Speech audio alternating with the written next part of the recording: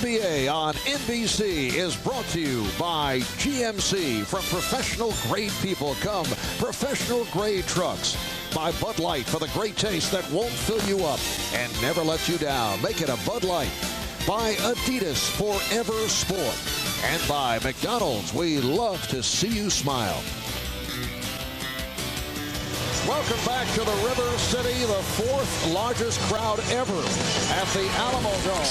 On hand for the Los Angeles Lakers and the San Antonio Spurs. A look at the starting lineup. The Lakers with Horace Grant, Shaquille O'Neal, Rick Fox on the front line, and Kobe Bryant, Derek Fisher in the backcourt. Their usual starting lineup for the San Antonio Spurs. Up front, Tim Duncan, David Robinson, Danny Ferry.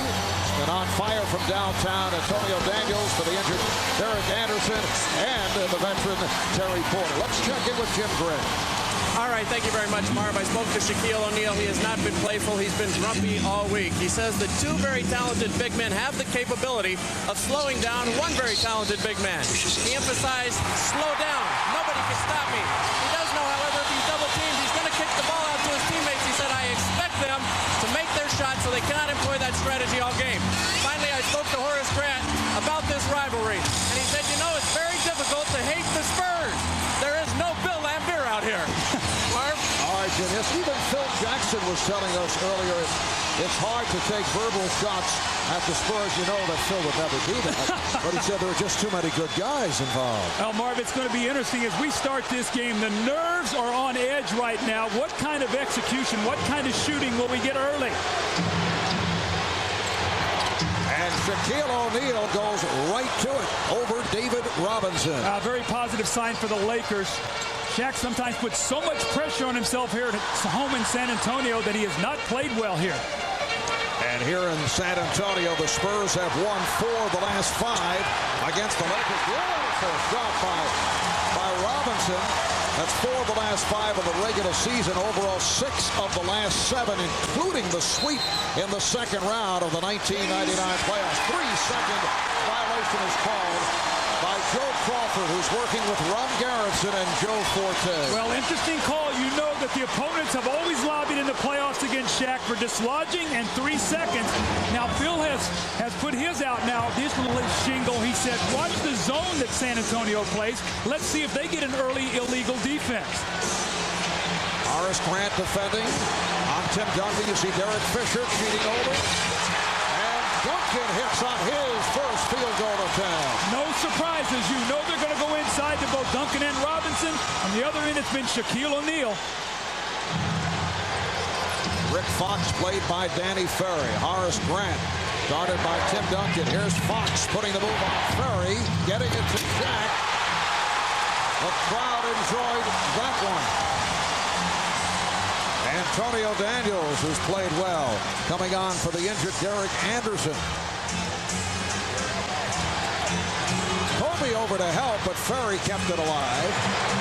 Daniels hesitated, and then not able to hit from downtown. Antonio Daniels has shot well from beyond that three-point line after having his problems the first 3 years of the NBA, 28%. I think the key word, though, Marv, you said hesitation. When he hesitated, he was out of his rhythm. Here's Grant. 38-year-old Terry Porter gets it down. Tim Duncan. Got great low-post position, and Porter, there was no pressure on the basketball. Saw right over the top of the defense. That was too easy if you're the Lakers. Spurs with a 6-2 lead. Lakers trying to get Shaq involved early. They'd like to get him off the lane right where he is right now. They feel like if he has to make shots and not layups or dunks, they will have a better chance to defend him. And you saw the effectiveness of the two big men, David Robinson and Tim Duncan, squeezing Shaq out of the picture on that tip ball. Now Robinson will take Shaq out on the floor and shoot that jump shot. That will be critical. Marv, I think David Robinson has to score 18-plus points a game in this series if the Spurs are going to win it. Bryant lost it. Well, a shaky start here by the Lakers, who are being challenged for the first time in many weeks. never did face a challenge in the postseason. Sacramento did have the lead in the fourth quarter last Sunday, but that was a 3-0 series at that point. A holding foul is called. The basket will not count.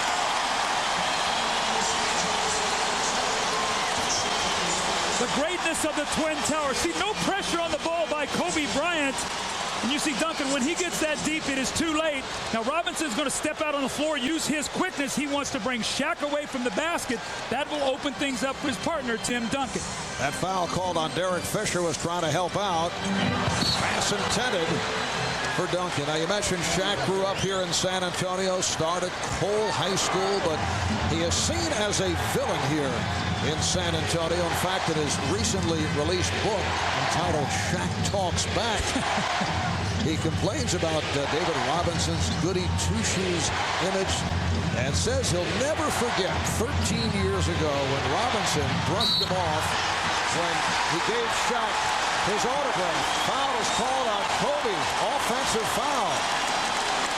Well, the excellent defense by Antonio Daniels. You got to stay in front of Kobe Bryant. Make him make jump shots. Look at him move his feet, get to the spot. That's 2 turnovers here early. Even when he broke loose, look at Duncan coming over to challenge that shot.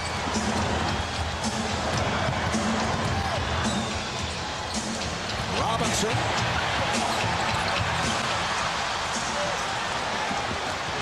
Spurs with an 8-2 lead. We played 4 minutes. O'Neal able to get possession. When you get it that deep, get out of the way. You see Shaq with a little smile on his face. That's the first spot, a smile, Marv, you and I have seen in about 24 hours. Yesterday, we did not see that at all. Robinson gets inside and then converts. I'm sorry, Marv, they're going right at Shaquille. They said, you know what, you're going to play both ends of the floor. If you play Duncan, you're going to defend. If you play Robinson, we're going to try to tire you out. Kobe Bryant.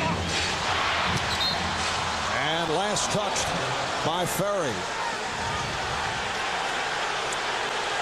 If you want to keep your eye on Shaquille O'Neal, look at paint catches. That's the blue area in there. When he gets it in there, I don't care if it's 3 towers in there. You're not going to stop that. Here's Bryant.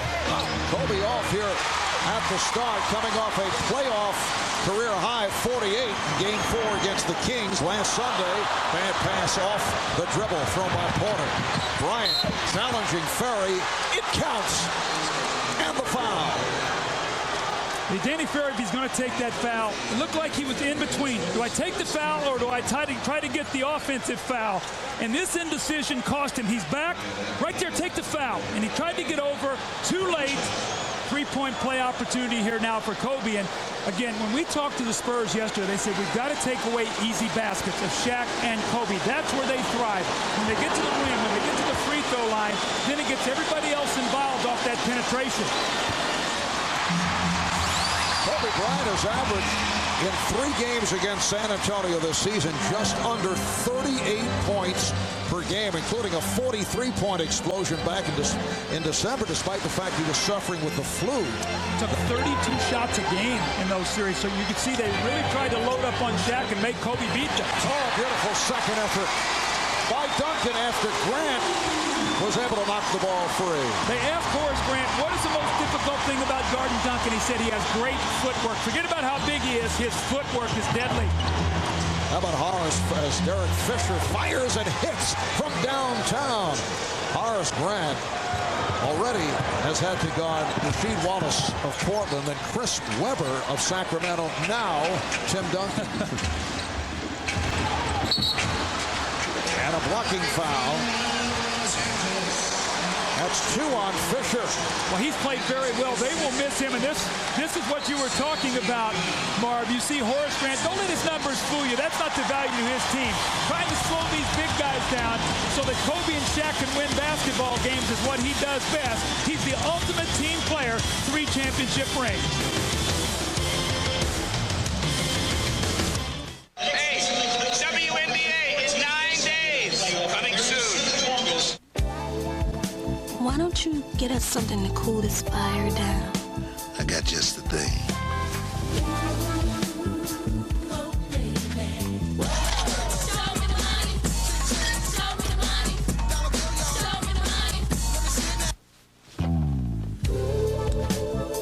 applause for that fire. With a great taste that won't fill you up and never let you down. Make it a Bud Light. That's not that bad. Change things up. Now with our new taste menu, you can always find new and different tastes at McDonald's. Because, hey, variety is the smile of life. We love to see you smile. Since people spend so much time in their SUVs, engineer Steve Karpowicz filled the all-new GMC Envoy with all the comforts of home, like climate controls with 25 degrees of separation, digital Bose audio, and available hands-free calling from OnStar. So whether you're enjoying a drive or just enjoying your driveway, Steve says there's no place like Envoy. Introducing the all-new GMC Envoy.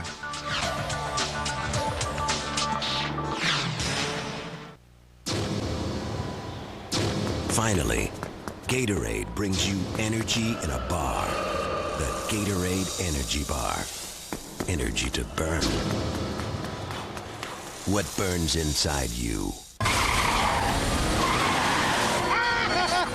This is how you exterminate a bat!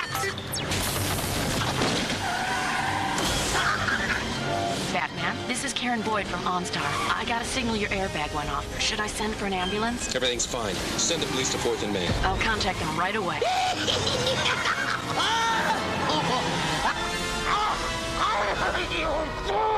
He'll never learn. Welcome back to San Antonio, Texas. As we may mention earlier, Shaquille O'Neal grew up here in the San Antonio area. Starred at Robert G. Cole High School. And we happen to have vintage videotape of Shaq as a high school junior. Let's take a listen. What's been the secret to Cole's success this year? Well, the secret is me blocking shots and getting rebounds and making my shots well. That's the secret. Yes, the same withdrawn Shaquille O'Neal that we know today from Cole High School. He led Cole to an amazing 68-1 record during his prep career, highlighted by a state title in 1989, his senior year at Cole. You know, Mark, we had our production meeting last night, and we were going through this as Shaq was in the room, and he looked at that, got the biggest smile. That's the only time we saw him smile the entire day when he saw that little video. Still has that same inflection in his voice that he had as a young man. Halfway through this opening quarter, Rick Fox with the steal. The Spurs have a 12-9 lead on the Lakers. 6 points apiece for Duncan and Robinson. Shaq has hit 2 of 3 from the field. Fisher lost it. Good play by Porter. It's a 3-on-2. Daniels kicks it out. Porter backs it up.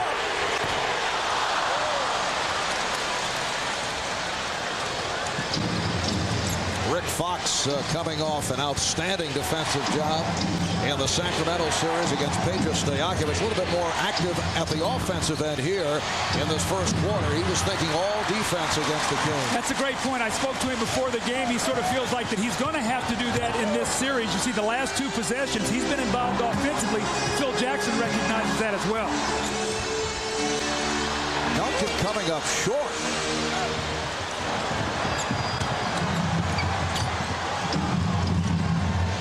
Los Angeles Lakers finishing the season at 56-26, finishing up very strong. That's a wild shot, unusual shot for Shaquille O'Neal. Now, Sean Elliott is in the game early. He's come in for Ferry because they've got to get him involved. They'll come back with Ferry, and then they'll give Antonio Daniels a rest. So Elliott will guard both Kobe and Fox in this series.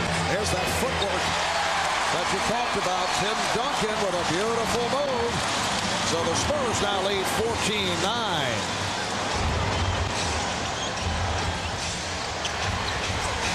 Now Grant at the post. Fisher eluding Porter.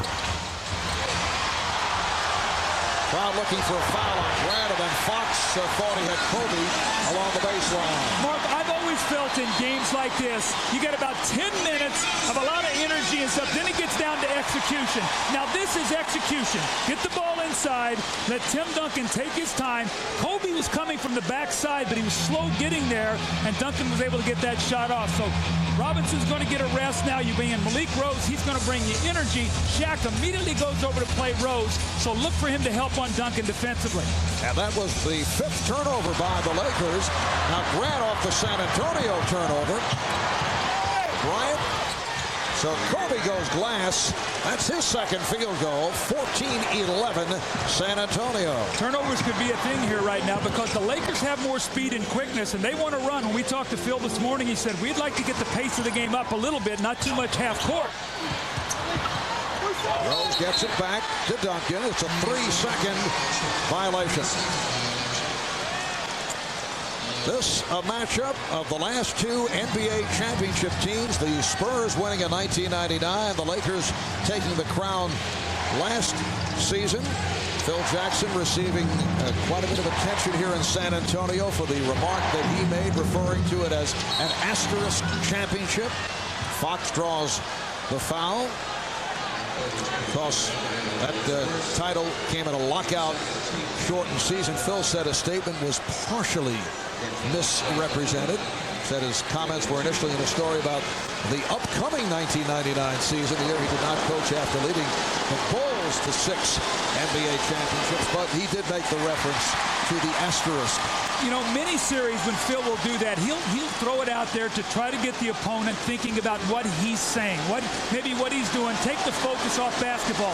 That's not going to work with the Spurs. It's a championship team. They're a poised team.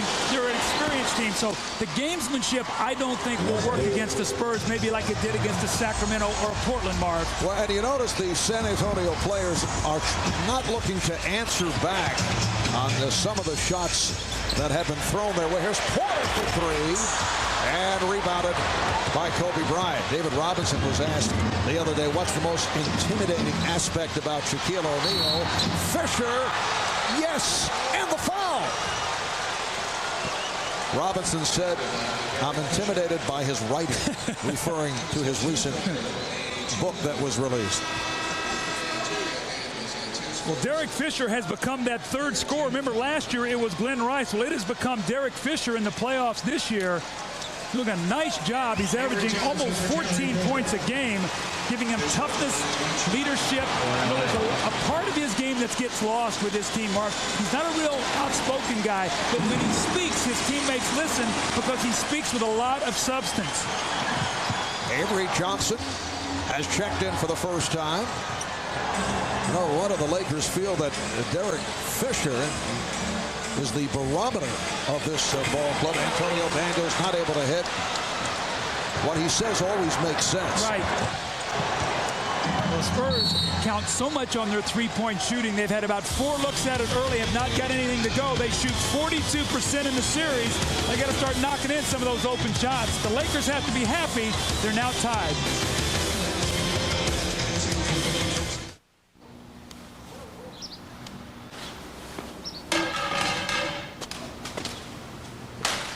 Game 7.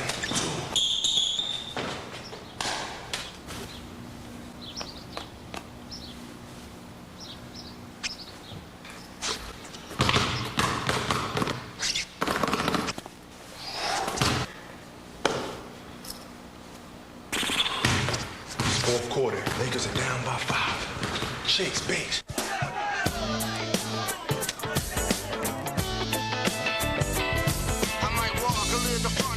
Walk, it's me. I might stutter when I talk, but I say what I see. See, I'm a big fan of the finer things. That's why I love to see a cold one waiting in the wings. I sing of a place where the sun still shines and the beer's all good if I got the time, because the climb is steep when the day is through. And there's some people that are proud of the things I do. I keep sticking because I think that I should. You know I do it for the love of everything that's still good. I don't know why I come here, but I know I'll never leave. It's the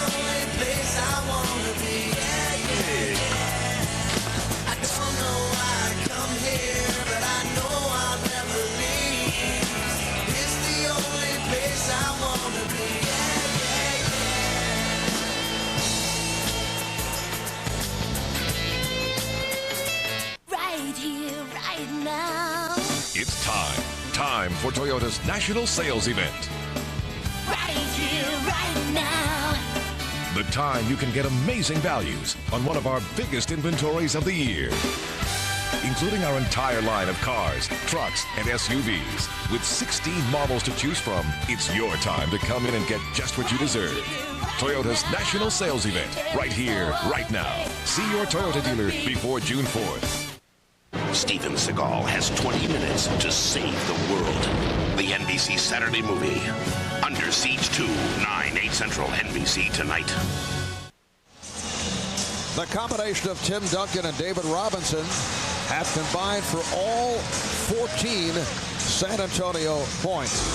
Combined 7 of 10 from the field. Well, they do it inside and outside, both with quickness, the drive by Robinson, the great footwork, the kiss off the glass by Duncan.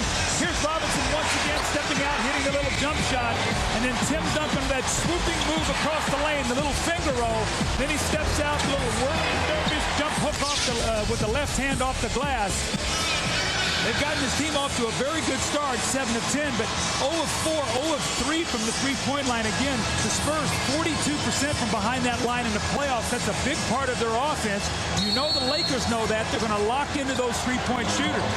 And during the regular season, San Antonio, the best three-point shooting team in the NBA. Game tied at 14, just under 3 to go in this first quarter. Shaq working on Rose. Well, Malik Rose obviously has a lower center of gravity. He's down with Shaq, so he's not going to be able to block his shot. And Shaq just took his time and rolled right off of him to the basket. Popovich going to have to watch that matchup. So 7 unanswered for the Lakers, who incidentally, as you saw, since David Robinson took a seat. Duncan. Horace Grant playing him well. Tim Duncan with a series of moves, but Horace kept forcing him out. Here's Kobe Bryant. That quickness, Marv, getting to the rim once again. And that's a no-no for the Spurs. They do not want to give up layups to Kobe Bryant. 9 unanswered for the Lakers. They now lead 18-14. Oh, look out. Duncan is fouled. Foul on Grant. That is his first. Now look at Malik Rose. His arm is on his waist. Normally with a big guy, it'll be up in his back. Shaq just takes his time, recognizes it, a little bump there, and just rolls right off of him for a layup. And again, so you've got Shaq laying the ball in the basket, Kobe coming back with a layup. Very positive signs for the Lakers that are starting to probe that defense. And again, when David Robinson sits down, they lose one of those shot blockers, and Duncan's back there by himself now. Tim Duncan shooting only 62% in the postseason. That's about the same as the regular season. Well, you can log on to NBA.com after each playoff game for live coverage of the post-game press conferences and who will be the #1 pick in the 2001 NBA draft. Vote for your choice, all on NBA.com. We spoke to Phil this morning, Marv, you and I, and he said, you know what, I won't mind putting Duncan to the line if he's struggling at the free throw line. So it's important for Duncan to make his free throws early so the Lakers don't go to that if the game is close. Lakers have a 3-point lead. Here's Fox over Ferry. And Rose with those long arms, able to collar the rebound. Malik only 6'7", about 250 pounds, and defending on Shaquille at the other end. Off the steal. It's a 2-on-1. Fisher blocks it for Bryant. Oh, what a play. Looked like he wanted to dunk it in the last minute and realized he was too far underneath the basket. Turnovers, though, when the Lakers get steals, they run out. It's something they didn't do in the regular season. Mark, they're leading the playoffs in steals, almost 10 a game. And that steal leading to the 4th bucket by Kobe Bryant. Here's John Elliott. Eric Fisher hustling it down.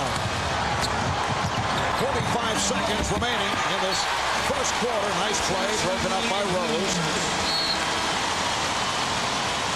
Whenever the Lakers can attack, this is what they want to do. They feel like they have better team speed. Fisher eyes right at Kobe, lays it up there. You see Kobe floating just nicely, kisses that ball off the basket, takes a little hard landing, but by my math, that's like 3 layups for Kobe here to start this game. All of a sudden, now you step out on the floor, you start shooting that jump shot, and your whole game opens up. So Shaq's starting to get a little bit of a rest, Fisher a rest, so both teams now in their benches. Ron Lou, who has seen limited action in the postseason, has come on. Derek Fisher has 2 fouls. Here's Kobe. So Kobe Bryant has hit his last 5. He has 10 points. So you get those layups, and that's exactly what happens. You step out, that basket starts looking mighty big. Lakers have a 7-point lead. Avery Johnson penetrates. Beautiful move by Johnson. You can see the Lakers. Look at the tempo. They are really trying to get this ball up the floor. They do not want to play against the set defense of the San Antonio Spurs. And this in contrast to what we saw in the previous series against Sacramento, where the Lakers were looking to slow it down. Final seconds of the first. Kobe Bryant over Sean Elliott. Wow. That's just too good. I mean, you're going to make those kind of shots, it's going to be a long series. I mean, Kobe and Shaq both got off to a little bit of a slow start. They now have got it working. They lead by 7, and they are feeling mighty, mighty confident, Barb. Kobe Bryant has hit his last 6. He has 12 points. Shaquille O'Neal with 6. The Lakers withstanding the early onslaught by San Antonio's Twin Towers.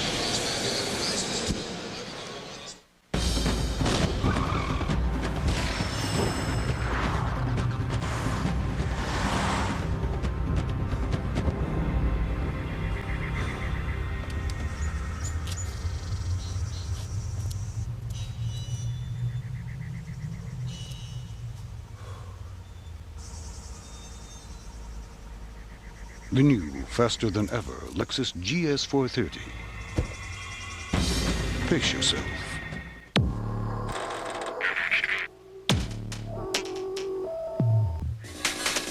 We test dehydration under extreme conditions. We test how the brain works when the body is fatigued. We test over and over in a real lab with real athletes with a very focused goal of improving athletic performance. It's called the Gatorade Sports Science Institute. You can look it up. This company was showing its age, but it discovered a new market opportunity. Alas, its data was locked in systems that were showing their age too. The company feared they would have to replace the systems. Instead, their new software allowed them to quickly transform them. The software is neither humble nor vain with its facelift. Always adaptable and eternally youthful. Enterprise software from Microsoft. My motto is, the customer is always right. The problem was, Pack smokes? Kids would try to buy cigarettes. You got an ID for those smokes? Oh, come on. It's illegal for me to sell them to anyone under 18. But since this We Card program started, there's no argument. I just point to the sign. Philip Morris is committed to keeping cigarettes out of kids' hands. That's why Philip Morris is a major sponsor of the We Card program. I'm not alone when I say no, and that's a big help. Working to make a difference. The people of Philip Morris. And so the detective said the butler didn't do it. It was... My book! Let's go, Brick. Where's that page? I gotta finish my book. Hello, sir. Can you please tell me how your book ends? No! Now I'll never know. Brick! Oh, Brick, look what I've got. Good dog. For the Los Angeles Lakers during the course of the regular season, there were many periods of adversity highlighted by the tension that was taking place between Shaq and Kobe. And now as you look back, that seems like a distant memory. It's just a game. And I think our togetherness and our mental toughness will show through. Hopefully we won't need to be tested. But if worse comes to worse, we can always rely on what we've been through this season and how that could have pretty much divided every single team in the league, but instead it made us stronger and brought us closer together. Amazing what winning can do, because Shaq and Kobe during the regular season were kind of sniping at each other, particularly Shaq through the media, and that has quieted down since Kobe came back from injury. First, Shaq had an opportunity to operate by himself, then Kobe, and it has all come together for the Lakers. Kobe Bryant, 7 straight. 7 turnovers now for San Antonio, 9 points for the Lakers off turnovers. That's the difference in this game now as we've gotten started. The Lakers have gotten back. They're swarming defensively, creating turnovers, and now running, and now San Antonio is struggling to get back.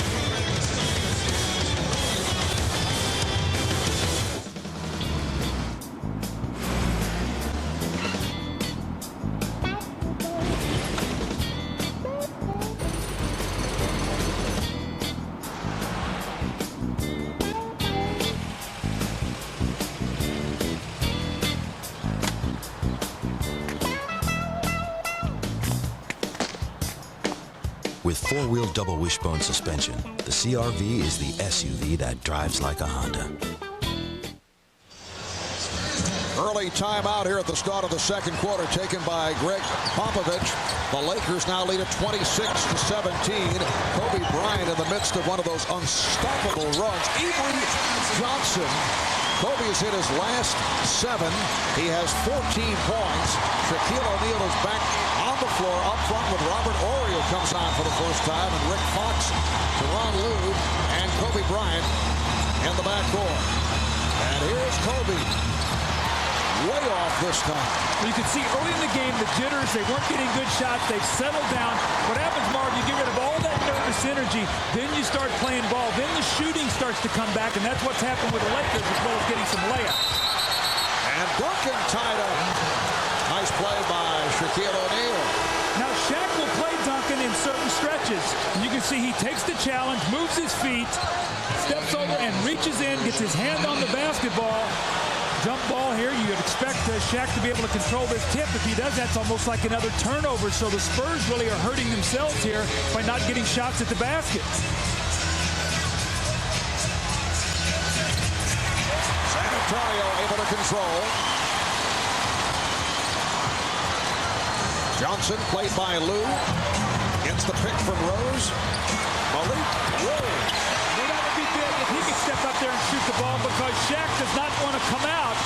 You see Tyrone Lue is in the game against Avery Johnson. This is why Lue was on the roster, to play against the quicker guards in the West when he comes off that bench. Yes, the decision was Lue or J.R. Whiter. And Shaquille stepped out of bounds.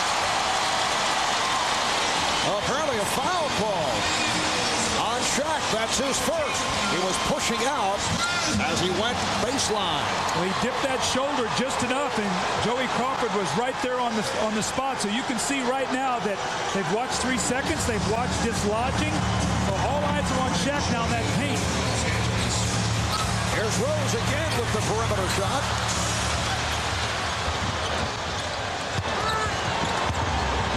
Mentioned that during the course of this week, Shaquille O'Neal has not been his usual playful self at L.A. They've been referring to Shaq as the big grumpy. Robert Horry gets it down low. Knocked away by Rose, recovered by Fox.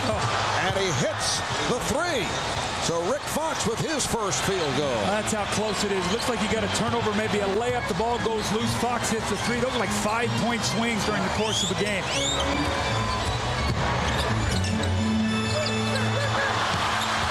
Fox able to come up with that loose ball as the Spurs turn it over. Here's Brian Shaw. Now Shaw and Bryant in the backcourt.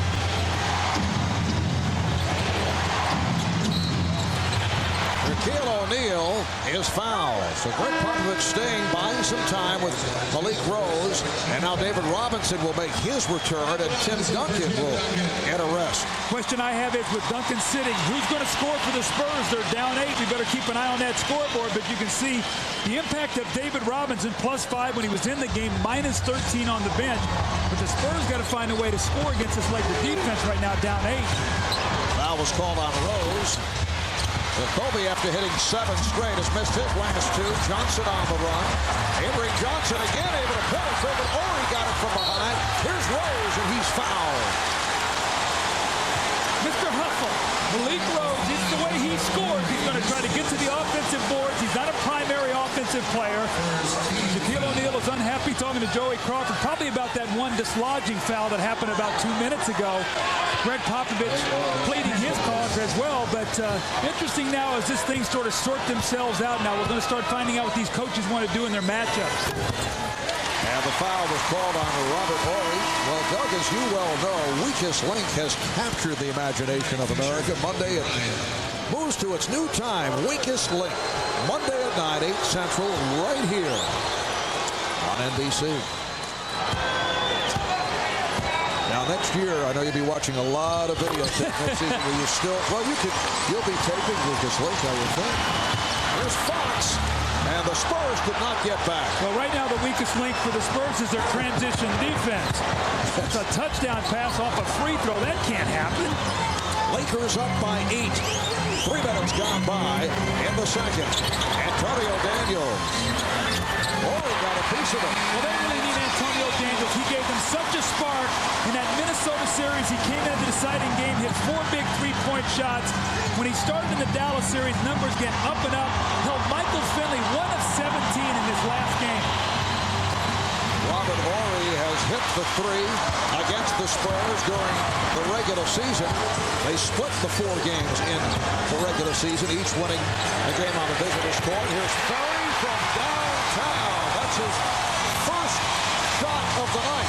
What a positive sign. Finally they get a 3 to go, but more importantly, Duncan is getting a rest, and they've cut into that lead. The Spurs within 3. 8 minutes to go in the half. 3-second violation. To the ball back to San Antonio. See, that's the Spurs defense. Fox thinks he's got a man beaten. David Robinson comes over to help, but Danny Ferry, from an unsung hero, buries the 3. Spurs within 3. Hornets Bucks, then Raptors Sixers, do or die Game 7s Sunday.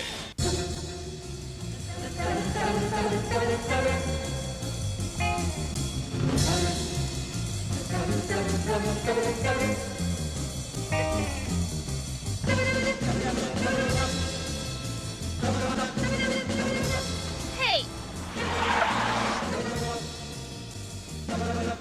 Sorry. It's just too fun to drive. The all-new Civic Coupe from Honda. Amazing, but true.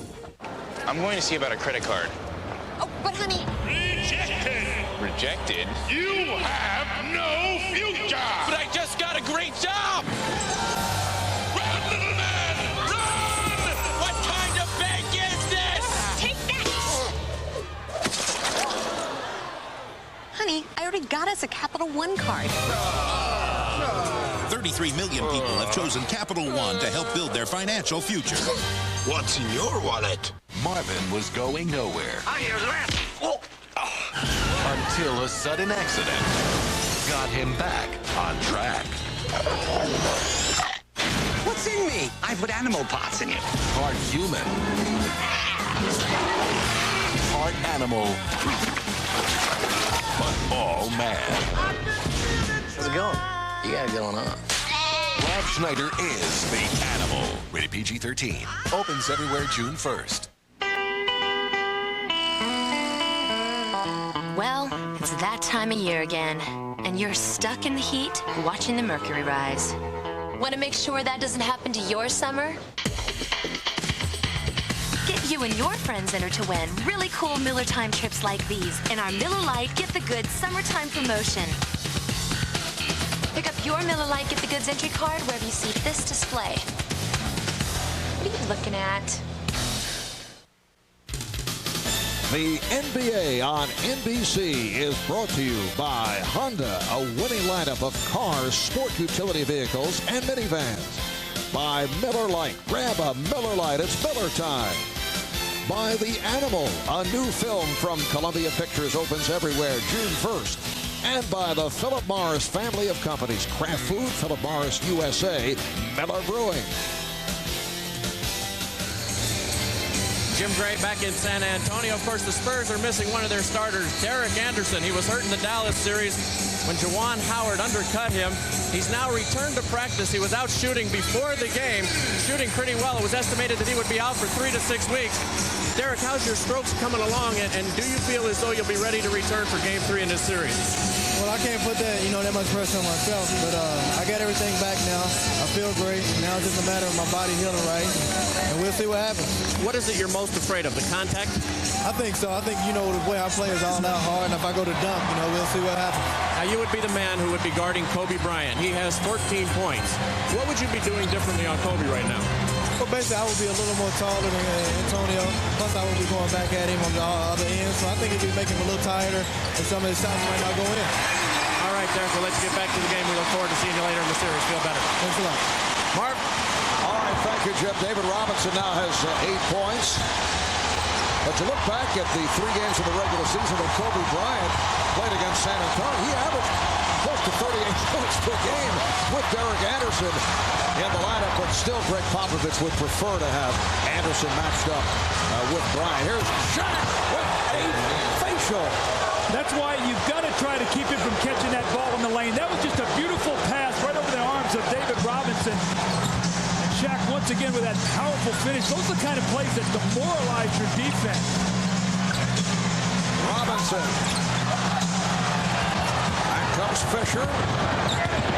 Fisher and Bryant and Shaw in a 3-guard setup. Kobe going right at the Spurs. He went at 3 San Antonio Spurs. Well, Kobe is such a great player, but you've got to try to shut down those driving lanes. When he gets to that rim like that, your whole defense is compromised. And Mark Avery Johnson, when things got tough, Greg Popovich went to the little general. This is a guy who's still a major part of this team, one of their leaders, and he came right into the game and has given him a big, big lift. Avery's hit 3 out of 4. That was the case in the game against Dallas when Derek Anderson went down. That's a 3-pointer for Robert Horry. Greg Popovich called the timeout after Juwan Howard had made contact with Anderson. He felt his team was depressed. He said, hey, you got to get by this. We have to win this game. And he put Avery Johnson on the floor, and things turned around. Avery that time with a tough pass, and Robert Horry doing a nice job circling and then stepping out on the floor looking for that 3. Then a great little quote in the paper today. I don't know who said, they said Robert Horry loves to shoot in Texas. Well, he hits a big 3 here, and he's made his mark early. Timeout is called with 5:51 remaining first half.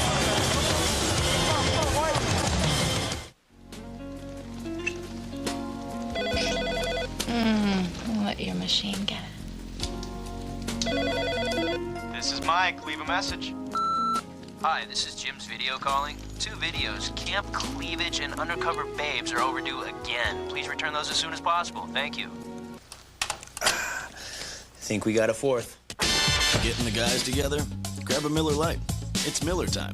Camp Cleavage and Undercover Babes.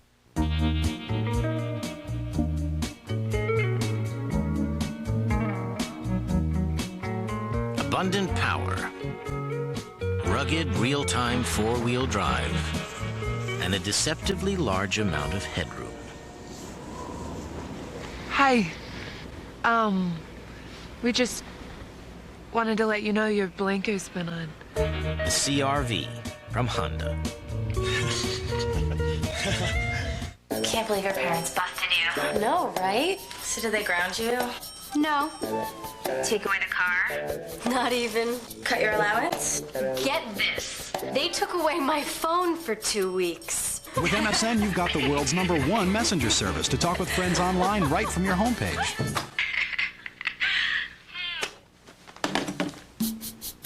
How about no phone, no computer? Oh, man.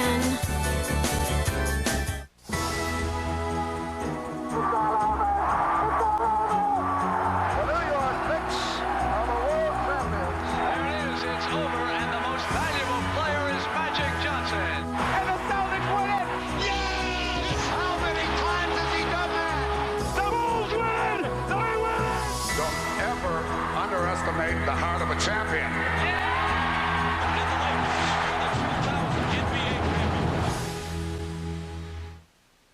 Sunday, a sports lover's dream, a do-or-die Game 7 doubleheader. First, the Charlotte Hornets take on the Milwaukee Bucks. Then, Vince Carter and the Raptors, Allen Iverson and the Sixers. It all comes down to this.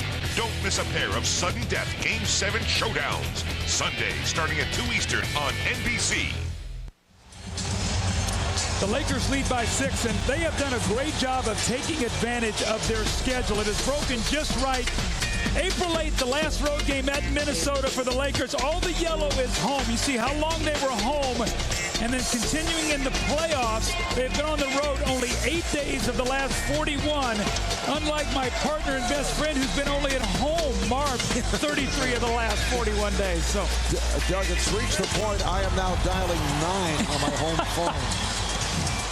But the Lakers were able to take advantage of a very favorable schedule. They finished the regular season winning the last 7 straight in the postseason. As we mentioned right at the start, the last loss was April the 1st, losing at home to the Knicks 79-78. Since then, 15 straight wins. Steve Kerr has checked in for the first time. Duncan, not able to hit. And Robert Horry on that loose ball. Well, you know Steve Kerr's in the game to space that floor and shoot that three. You know that Phil Jackson said, don't leave him. Bryant off the ball fake. I think he was surprised he was able to get that deep.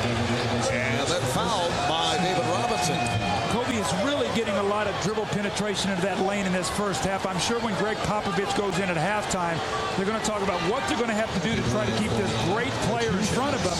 He could live with some jump shots, but when he breaks your defense down, now you put the pressure on Robinson and Duncan to step up, and that's when they get in foul trouble. We mentioned Kobe has certainly enjoyed playing against the Spurs, 32, 43, and 39, averaging just under 38 per game. Had a career playoff high 48 last week in Sacramento. Following a difficult week, Kobe says his wife, Vanessa, is fine. You recall Kobe returned to L.A. from Sacramento last weekend to be with his wife, who had taken ill. And then said after the game that was the most fun he had playing basketball. Beautiful shot by Antonio Daniels. So you can see the Spurs are trying to get Shaq involved in a lot of screen rolls, with Robinson being able to step out and shoot it. And if Shaq doesn't help, you see him get to the basket like Daniels did there to get that layup, although it was a tough shot. O'Neal with a deep jump hook, rebounded by Horry. Robert Horry has come on and done a nice job. Here's Horry, nowhere to go. That would have been a travel had he landed. It's a 3-on-2 for San Antonio. Johnson, Duncan, able to keep it alive. We're down to 4.5 remaining in this first half. Game 1 of the Western Conference Final Series. Last touched by Horry, so the Spurs will have 14 on the 24. Keep your eye on Duncan now. When he goes to that baseline and spins, the Lakers are running a guy in from behind him. Tim's got to be very aware of that. He's going to turn that basketball over because they're running in on that spin and trying to knock it loose. Duncan from Daniels, one count, a pushing foul. Daniels shoving Horry. The Spurs upset feeling it was a very late whistle. It looked like Antonio Daniels had dropped that pass off and was the defender in the dotted area. He steps up, takes the charge, but it was a late whistle. I think that the Spurs were unhappy about more than the fact that it was a foul. Lakers back in possession. They're up by 5. Brian Shaw posting Duncan over for the rejection. What a great security blanket. You're Steve Kerr, you're back there, you're getting posted, and the minute you spin, here comes one of the best defensive players in the league, says, come over, and he's going to help you. And that's what Duncan and Robinson do. They protect their teammates. That's why they're so valuable and why their defense is so good. Timeout has been called by the Lakers. 4:01 to go. First half.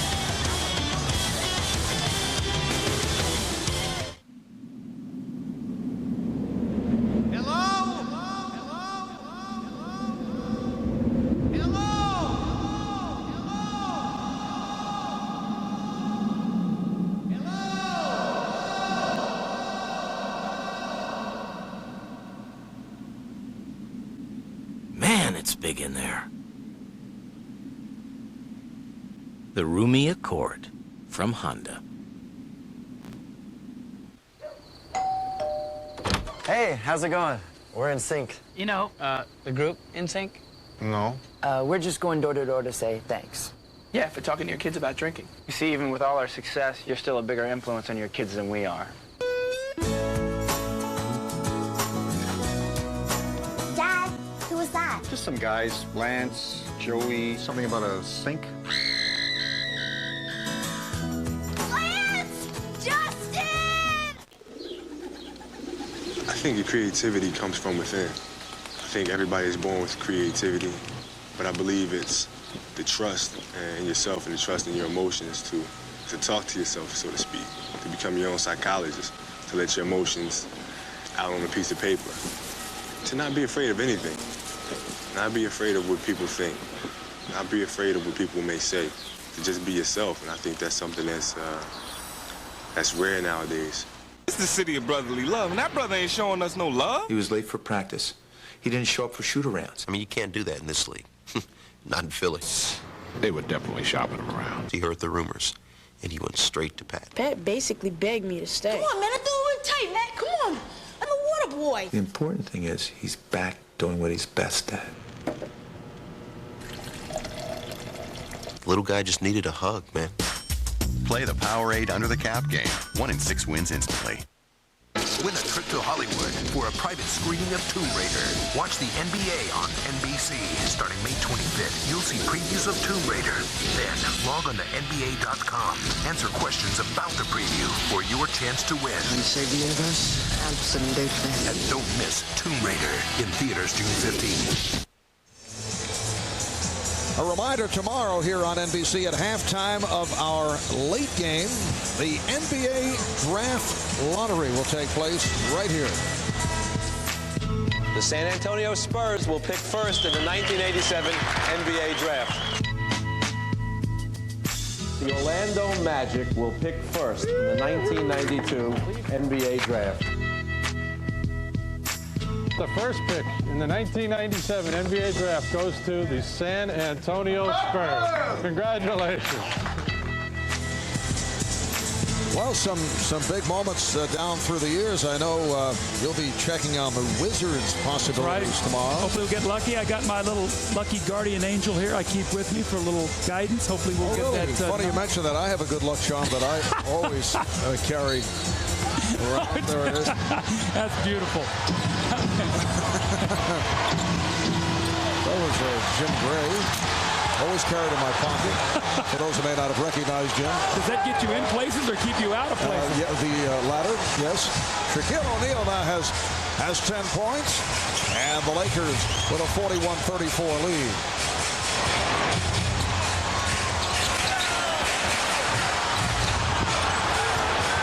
Three and a half remaining in the first half.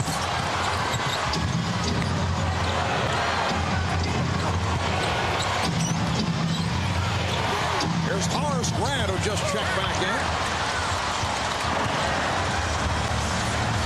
Harry Porter is back. Porter and Kerr in the backcourt. Elliott up front with Robinson and Duncan. Mark, Sean Elliott really's got to give this team something. A nice play, nice penetration. And tipped home by Robinson. But with Derek Anderson out, Sean Elliott has got to be aggressive. Now, he can only play 6 or 7 minute spurts, but when he comes in, he has got to be a positive for this team. Phil Jackson was looking for an offensive interference on that tip. And it's a traveling violation.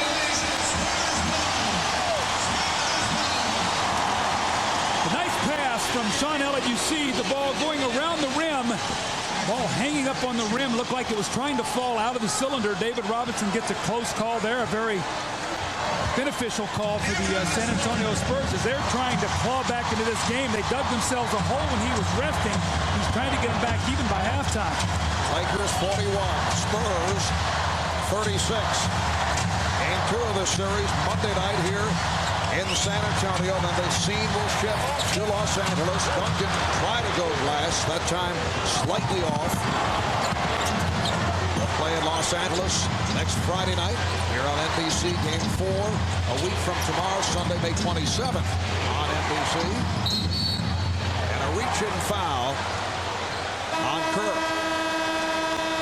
Well, see, Phil Jackson likes Steve Kerr a lot. He loved him when he played for the Bulls, but every time he's come in the game, he's tried to post him up, that time with Kobe Bryant. So matchups are vital. Steve Kerr's a tough, feisty guy, but it's tough for him to play against Kobe at 6'7" on that low block. They've maintained a close relationship. Shaq getting inside. Last year during the playoffs, Phil Jackson sent an email to Steve Kerr. Would you like 2 tickets to the finals as my guest? The playoffs were still going on. All right, here's Terry Porter. And the Lakers now lead 43-38.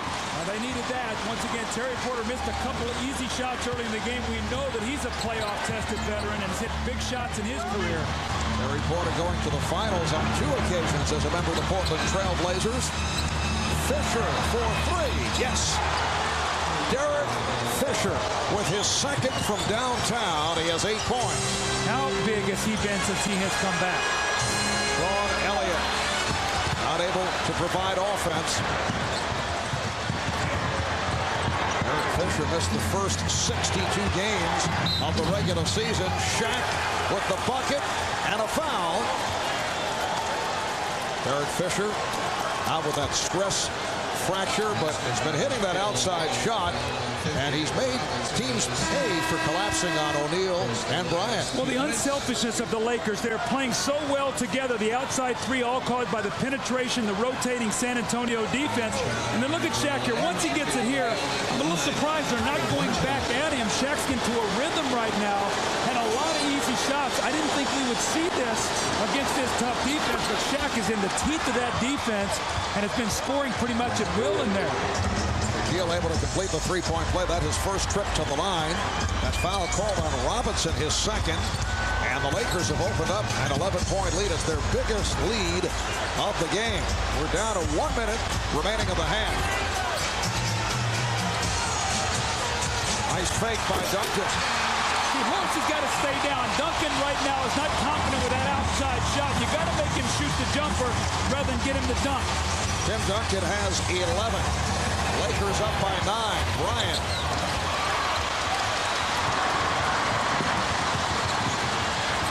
Ferry with room for 3. Good job by Bryant going to the boards to help out. Here's Kobe taking all the way, able to find O'Neal. See, also it's a 2-for-1 possession. The 3 you missed by Ferry. Now he shoots it quickly. Kobe drives it down. They get a layup. They're going to get the ball back. You get a stop here. That could be a big little possession, a little change right there for the Lakers to finish on a very, very positive note. Big first half for Shaquille O'Neal. He has 17 points. After it appeared the Spurs were doing a nice job against him. Robinson is fouled. He'll go to the line.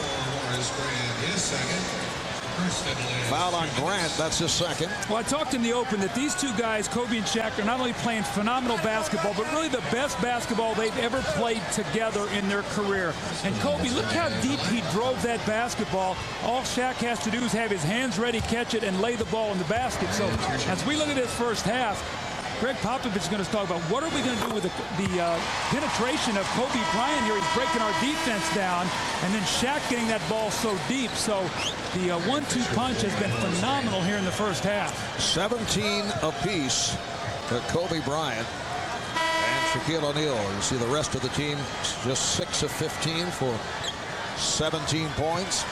So they have accounted for 34 of the Lakers' 51 points. Now Duncan will sit down with 9 3/10 seconds remaining in this first half. 11 for Duncan, 11 for Robinson. And Marv, what the Lakers love to do is they love to isolate Kobe Bryant at the top of the floor. They have 3 3-point shooters with them and Shaq. So if anybody helps, somebody will be freed for a 3-point shot. If not, he'll get to the basket. Final seconds. Here's Kobe with the runner.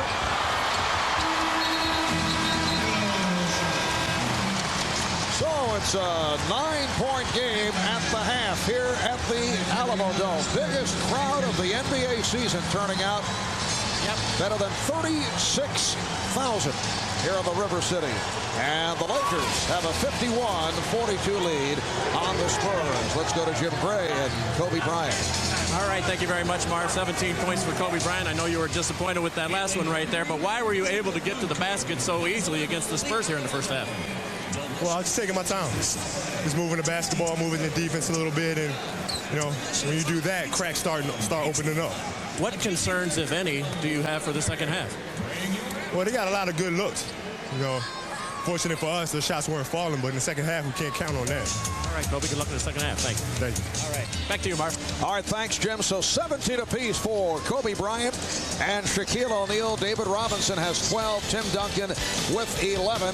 And the Lakers with the halftime lead. Stay tuned for Ahmad Rashad, Kevin Johnson, PJ Carlesimo in our New York studio. You're watching the NBA playoffs on NBC.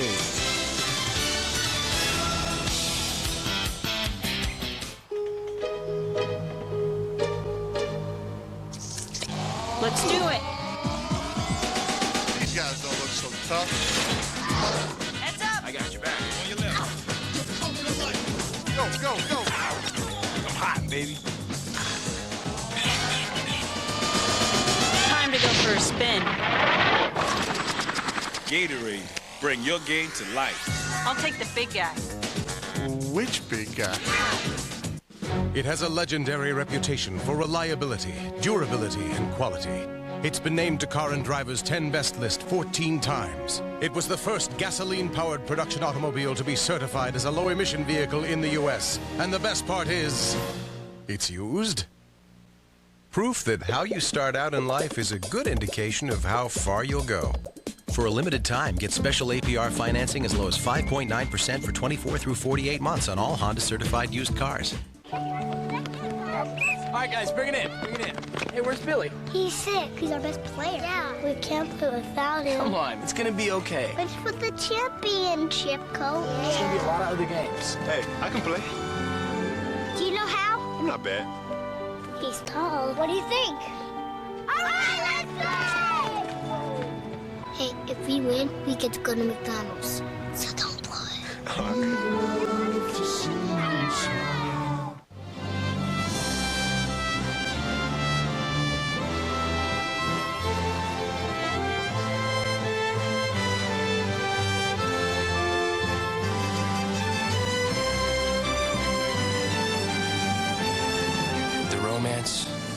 The beauty, the world of Ralph Lauren. A new way to shop, just a click away. Polo.com. We're back. Memorial Day, Lisa Leslie and the Sparks face Tina Thompson and the Champion Comets. The WNBA on NBC. Get into the game. Jack Nicklaus, Arnold Palmer, Hale Irwin, Tom Kite, Tom Watson, and more. The Senior PGA Championship, next weekend on NBC. Ahmad Rashad in New York. It is halftime in San Antonio where the Lakers lead the Spurs by 9. There is some breaking news out of Philadelphia tonight. Word of some tension on the Toronto Raptors over Vince Carter's decision to attend graduation ceremonies tomorrow on the morning of Game 7. We'll have a report coming up. But first, these messages.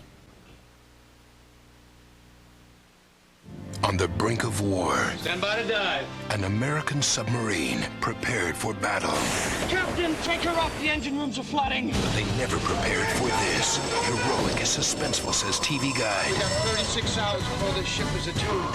Jurassic Park's Sam Neill. We're gonna get all of you off of here. Based on the real story of the greatest submarine rescue in American history. I've got a boat to bring up. Submerged, NBC Sunday. The taste of Bob Evans has been enjoyed in kitchens for over 50 years. Now take that goodness into your backyard with the flavor of our bratwurst and Italian sausage. The results are delicious. Bob Evans down on the farm. If you've got a horse and he's 16 hands tall, you got a pretty powerful animal. Well, power is what the new Husky line of lawn and garden tractors at Tractor Supply is all about. More horsepower and wider cut per dollar than anyone else. Like this big 14.5 horse with a 38-inch deck for only $8.99. So this spring, ride strong, cut wide, and don't waste dollars. Husky from 14.5 to 23 horsepower, only at Tractor Supply.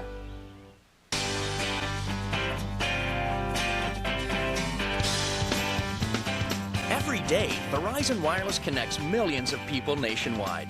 So who better to bring the country together this Memorial Day with 2,250 total monthly airtime minutes, no long distance charges, and no activation fee, all for just $29.99 monthly access. So stop by a Verizon Wireless communications store or call 1-800-2JOIN-IN. Verizon Wireless. Join in. Where do you want to go for dinner? I was thinking maybe Bob Evans, of course. Did you hear they have 5 new kids' meals? I only know how yummy the food is. Starting at just $1.99. You can't beat Bob Evans. Eyewitness News 5 puts you on the scene first with Sky 5. The taste of Bob Evans has been enjoyed in kitchens for over 50 years. Now take that goodness into your backyard with the flavor of our bratwurst and Italian sausage. The results are delicious. Bob Evans down on the farm. Buick's Memorial Day bonus cash ends May 31st. Make your move now.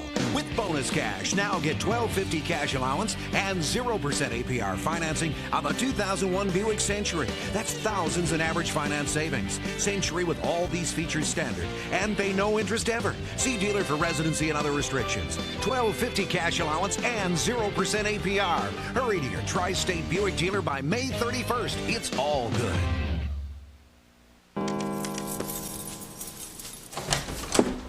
Hi, honey. You want a treat? Good boy.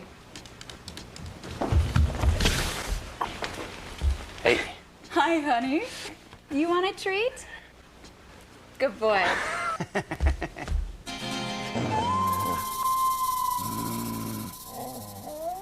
Kentucky Lottery Scratch-Offs. Put a little play in your day. Now play this new scratch-off from the Kentucky Lottery.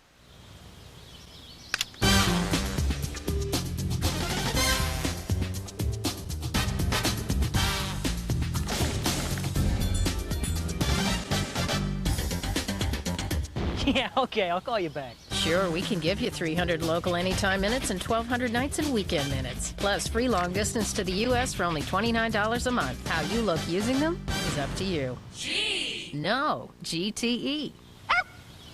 What? Where do you want to go for dinner? I was thinking maybe Bob Evans, of course. Did you hear they have 5 new kids' meals? I only know how yummy the food is. Starting at just $1.99. You can't beat Bob Evans. On the scene, first. It's already causing major problems. Helping you get there.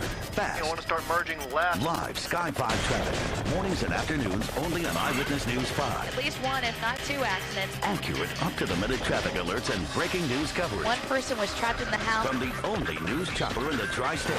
Sky 5 traffic. Sponsored by Toyota. Absolutely nobody getting through either direction. Mornings and afternoons only on Eyewitness News 5. First, fast, accurate.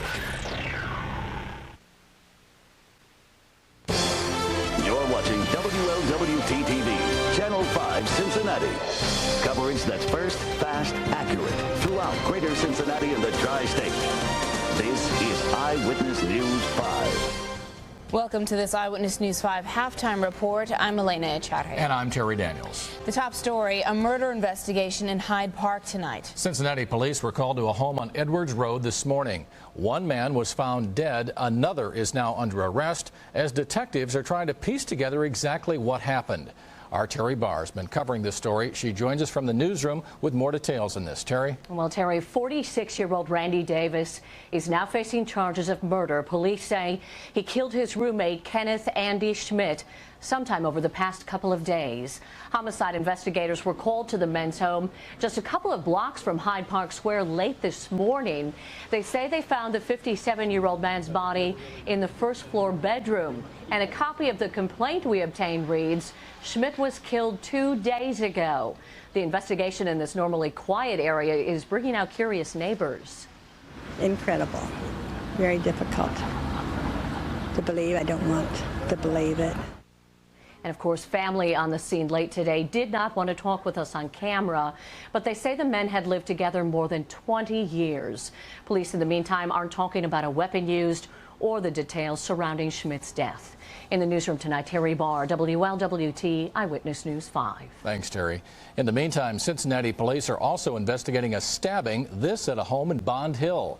It took place about 5:30 this morning at this house at Laconia Avenue near Rockingham.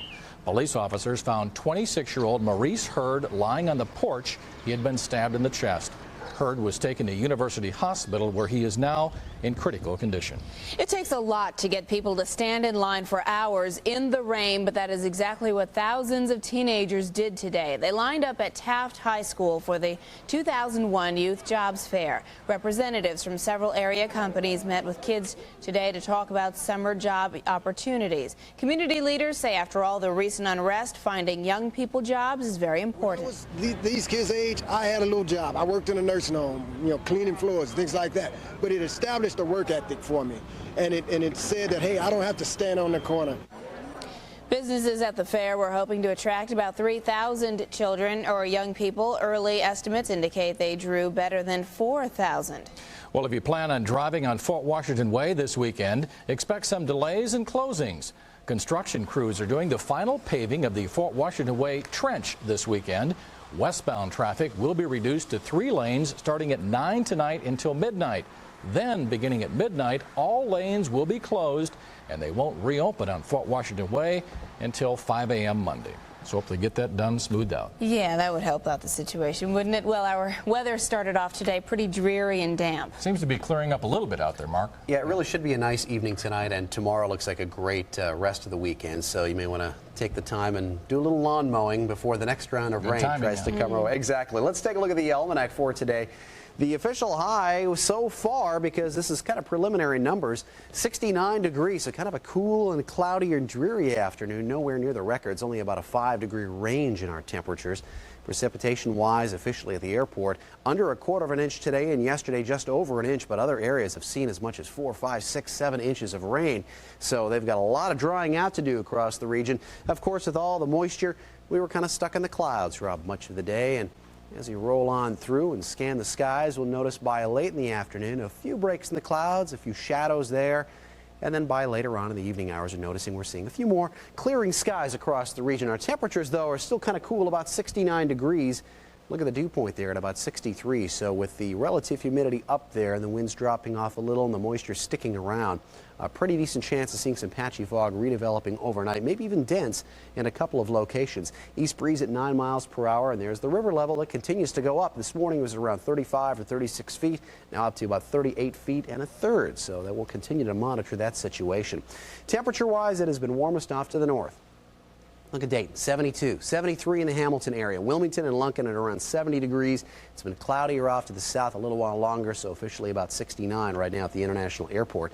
You can see that clearing line moving from north to south, and that'll make our weather around the rest of the tri-state pretty decent for this evening. But off to the south and central Kentucky on over to the eastern part of the state, some pretty big storms, some of those on the severe side around there closer towards Jackson. That will not be impacting us, but those will be heading off towards the east. Looks like we're setting up with some pretty decent weather around here for tonight and for tomorrow. But notice off to the west, you get into the central plains, here comes another front. And ahead of that front, more showers and storms will pop up. Of course, this will run through till about midnight by Monday morning. I do expect to see our clouds increasing with pretty decent chances of seeing some showers and storms around here as you roll on into Monday afternoon and probably into Tuesday as well. But for tonight, Futurecast 5 looking just fine. If you want to get outside and do just about whatever, fair skies for tonight, and actually overnight for tonight, fair skies except for some patchy fog developing.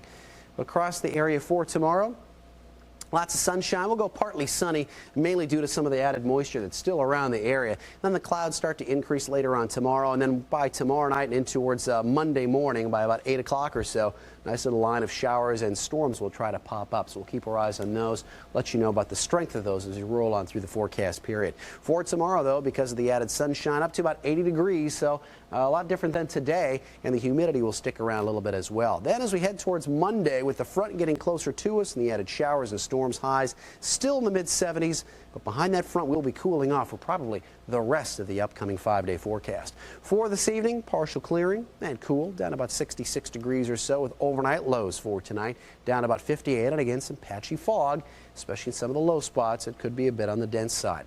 For tomorrow morning, areas of fog, otherwise partly sunny. Noontime temps at 73 with afternoon highs getting up to right around 80 degrees. So really a great Sunday in store, but then the changes come on the 5-day forecast. Turn breezy, it'll turn showery, perhaps even stormy around here on Monday. A few lingering thunderstorms on Tuesday, otherwise scattered showers, breezy and cooler. And it appears as though our highs will go from the 80s to the 70s to the 60s, and lows go from the soupy 60s to the 50s to the dry and cool 40s around here, with still a lingering chance of a couple of showers on Wednesday or even into Thursday. So what a difference a day makes. And by the way, take that dry day and do whatever lawn work or whatever you have to before the monsoons have a tendency to come back for next week. Well, you know, we had a drought going on, and now we're just like making it all up in a week or so. Believe it or not, we're still a good 4.5 inches of rain below normal. So we need more rain. We just want to pace it out a little bit. Yeah, not all at once. All right. Thanks, Mark. You bet. Well, thanks for joining us for this halftime report. We're going to get you back now to the NBA. We'll see you tonight after the movie. Monday, 9, 8 Central, a special celebrity weakest link. Check it out! You're the weakest link, you're super weekend, yo. Rob, do you still think I'm sexy? Yes. Good, because I still think you're stupid. A special celebrity edition of Weakest Link, Monday, 9, 8 Central on NBC. Bye.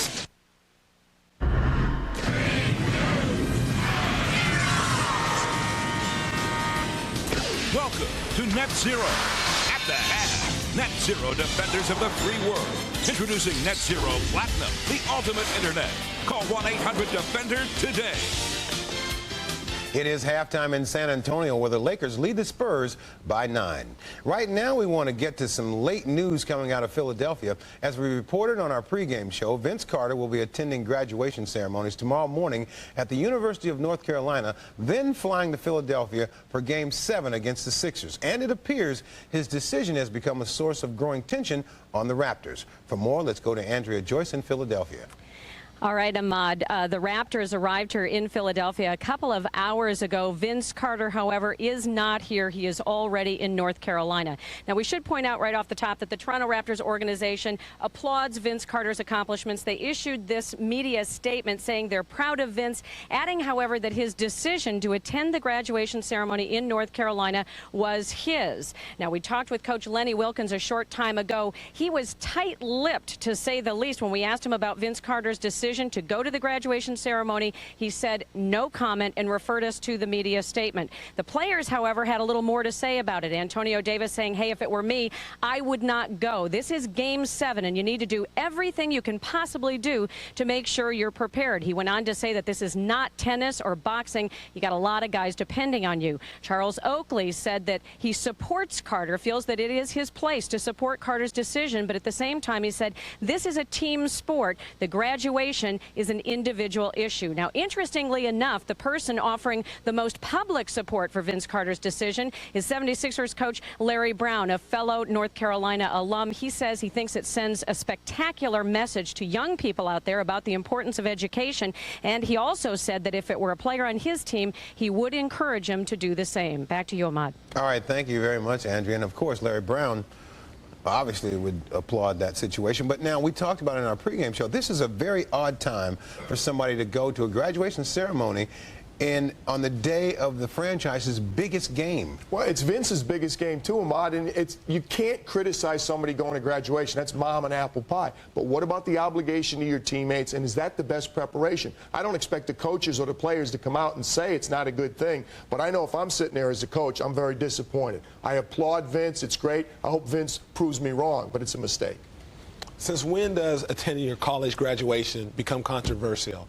Vince Carter is making the right decision. I think he's putting education, family at the forefront. Certainly his teammates can disagree with him. That's fine. But come Game 7, they're all going to be on the same page. Obviously, Vince Carter is opening himself up to criticism. All he has to do is deliver in Game 7, and nobody will be saying anything, and everybody will be saluting the decision that Vince Carter made. But don't you have some sort of a thing with your teammates that you have to sort of sacrifice something to show that you're really getting ready to play this game? I think you do sacrifice, but what people do with their free time time away from basketball. We don't know what anybody does on game day. This might be a perfect distraction for Vince Carter. He might have his best ball game. It might rally his whole teammates together, all together on one page, and he might perform well. I don't think he's trying to say, I don't care about my teammates. I'm not endorsing you. I'm being selfish. I don't think that's what he's doing at all. He may have to have his best game. I think he will. All right, turning to horse racing earlier today here on NBC, Point Given captured the Preakness Stakes. AP Valentine came in second, while Point Given's stablemate Congaree was third. Kentucky Derby winner Monarchos finished back in the pack, coming in sixth. Coming up next, we'll bring you the second half between the Spurs and the Lakers. Thanks for joining us on Net Zero at the Half. This has been Net Zero at the Half. Net Zero, defenders of the free world. Introducing Net Zero Platinum, the ultimate internet. Visit www.netzero.net today. Are you ready to experience the ultimate internet? Introducing Net Zero Platinum. Now you can have unlimited internet access to anywhere on the web with no persistent banner ads, even faster page loads, 24-hour customer support, and it's only $9.95, and that's less than half the cost of AOL. So now what are you waiting for? Net Zero Platinum, the ultimate internet. Call 1-800-DEFENDER or visit netzero.net.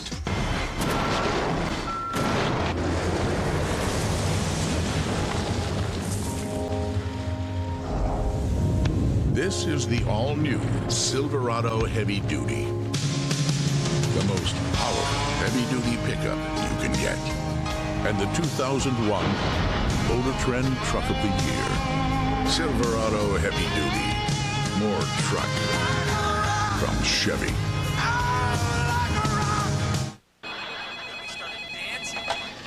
Hello? Yes. Yeah, I just... Our credit? Yeah, sure. We pay some bills late, but we pay them. But that shouldn't keep us from getting the house. Paying bills late can have a negative effect on your credit and could keep you from owning a home. Who's that? Salesman. But it's never too late to get it right. Call for the free guide on credit from the Fannie Mae Foundation and for a list of lenders and credit counselors. Got a craving for a really great chocolate bar? There's only one answer.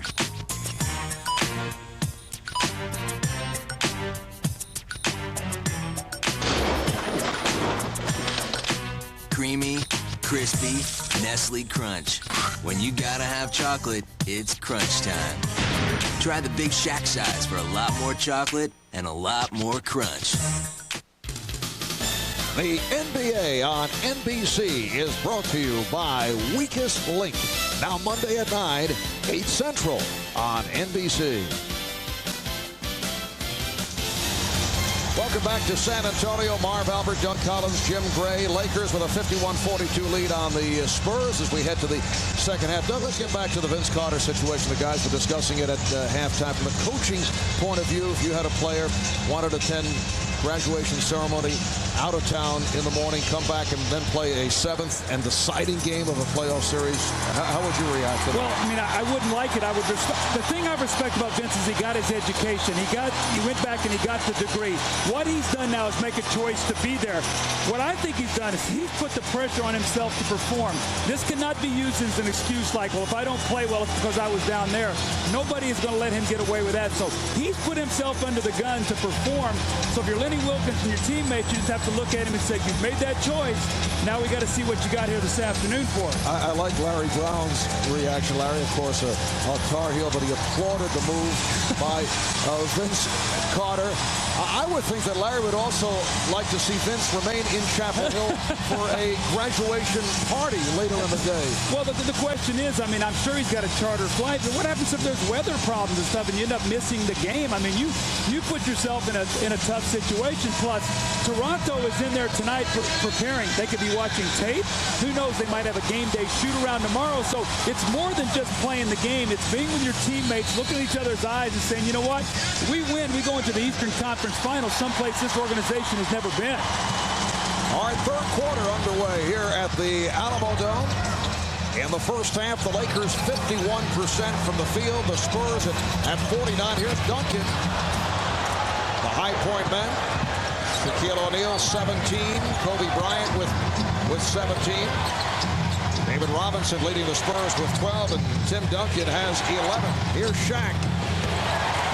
Shaq has been terrific. How about Kobe and Shaq now have 36, the Twin Towers 23. It's a difference of 11 points in the game. So those two guys have outscored Duncan and Robinson by 13 right now. That's the big difference. Who's going to give the Spurs some offense? Robinson has turned back. The combination of Grant and O'Neal, and then a foul, a pushing foul, charged to Robinson. So that's his third personal. Let's check in with Jim Gray. Jim? All right, Marv, I spoke to Greg Popovich, the Spurs coach, at halftime. He said we've got to be much more aggressive on Shaq in the post. We've got to deny the pass, not allow him to get to his spot, and our doubles are not quick enough. By the time he's caught the ball, we're late.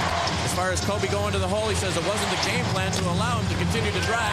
I don't know what we're going to do in the middle of the game to figure it out, but we got to do something. He's just been way too effective and continues to be. What a move by Kobe Bryant, able to spin his way off Antonio Daniels. Well, not a good sign for the start of this third period for the Spurs. Duncan misses an easy shot, and Kobe and Shaq with easy scores. Very able to wrestle that rebound free, and a foul is called. Now, Kobe makes this move on the baseline. Normally, you do not see this. This is a 6'7" guard, and what they want to do is spin him to the big guy. Here comes one of the big guys. Then both of them come over. And how about this for just tremendous offense? Kobe Bryant right in the face of both David Robinson and Tim Duncan. So this building is very, very quiet right now, Marv. It was so loud. Now all of a sudden the Spurs are going to have to get them excited once again. Well, the Spurs have to hit some shots.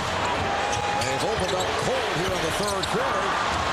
Antonio Daniels now 2 for 6 from the field. Lakers up by 13 points. And looking to add to that. And Derek Fisher does his third three. And Greg Popovich wants to talk it over. Biggest lead of the night. Lakers by 16. The Spurs take a timeout. The Lakers shooting 28% in the 7 playoff games today. They are 5 of 7. The difference in the game, inside, outside. The Spurs only 1 of 7. Somebody's got to make a shot.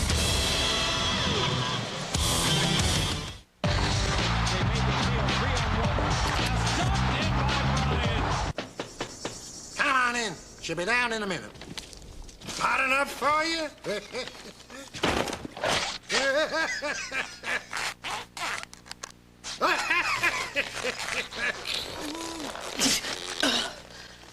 Beer?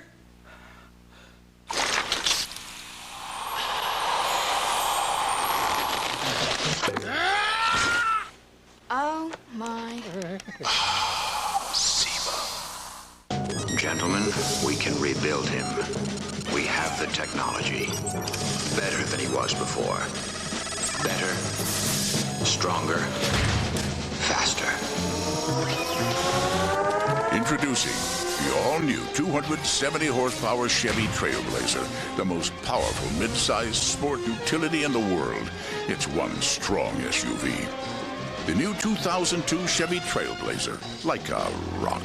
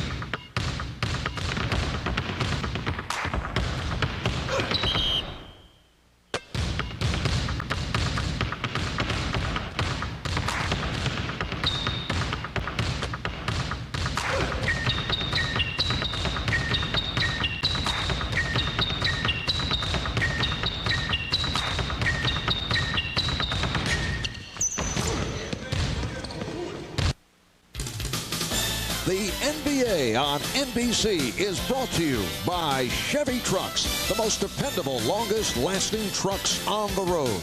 By cold, refreshing Zima. Zima, a few degrees cooler. By NikeBasketball.com. and by Capital One. What's in your wallet? Welcome back to San Antonio, and the Spurs are struggling 0 for 5 from the field in this third quarter. Well, you see the start of Duncan and Robinson. The first 7 minutes of the game, they did a terrific job. Since then, only 3 of 12. And quietly, Horace Grant has done a great job on Tim Duncan. He's keeping him out of the lane, forcing him to take tough shots. And then on the flip side of that, the toughest 1-2 combination inside-outside in the NBA. Look how balanced they were to start the playoffs. Look tonight, both of them 19. They have 38. Mark, I felt that if they were able to get 60 or more, the Spurs would have a very difficult time being able to make up that offense, and they're on that pace right now. 7-0 run by the Lakers at the start of this third quarter. Antonio Daniels. Tim Duncan gets the new 24.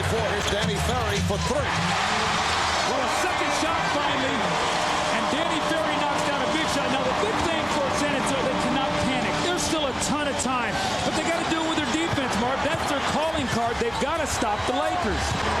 Kobe Bryant able to whip by again. Wow. Wow. Doesn't Kobe know those Duncan and Robinson back there? I mean, that was with the left hand. 21 for Kobe. Jim Gray telling us that he overheard Greg Popovich telling his team, hey, you're getting good shots, got to hang in there. Obviously not looking to get on his club as they have their difficulties here at the start of the third quarter. Fox called for that foul. Well, Marv, you know, now's not the time to beat your team up as you're struggling. You see the little handoff there, and no help, just the quickness of Kobe turns the corner on David Robinson. Here comes Duncan a little too late. But it's interesting with the matchups. Kobe Bryant is playing Terry Porter and really pressuring the ball. Fisher is playing Daniels and chasing him around the screen. That matchup has been very effective for the Lakers. Duncan met by the double. Here's Porter for 3. Now this could open things up. Back-to-back threes. If you're going to help out, somebody's got to make shots. They've made them all season long. They have to feel if they keep getting those shots, they'll eventually go down. A couple of threes by the Spurs, so they're down by 12. Kobe with box out by Robinson to keep Grant away. Duncan lost it. Fisher with the steal. Now Derek Fisher right back in that passing lane, digging that ball out. Grant sets the screen. And Joe Crawford with the whistle, a pushing foul. Called on San Antonio. Duncan called for his first. Marv, in this game, I've seen the Lakers run more screen roll with Kobe than I normally see. So they've gone a little bit out of that triangle, and Kobe is really penetrating off those screens. And the Spurs have had no answer right now to keep him out of the lane. Back comes Porter. Porter and Daniels in the backcourt. Robinson up front with Duncan and Ferry. Starting lineup on the floor for the Spurs. Porter again from downtown. Bryant running at him and then heading down court looking for that long lead.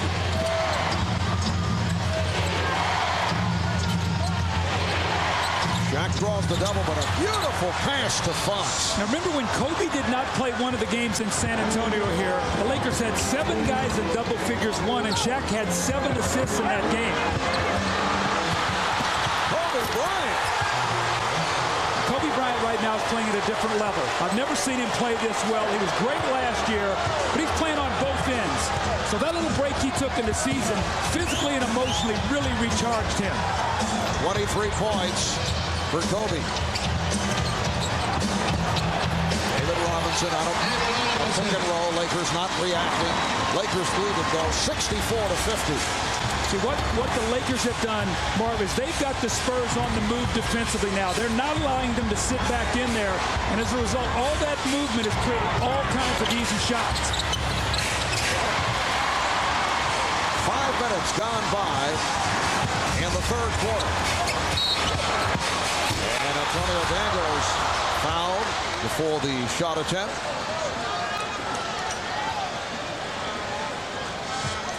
The electric Kobe Bryant. They're trying to hold mercury in your hand, Mark. This guy right now coming from out of bounds, picking up the loose ball, and just using his speed and quickness. Remember now, this guy's only 22 years old. Most pressure you can be in, and he handles it like a champ.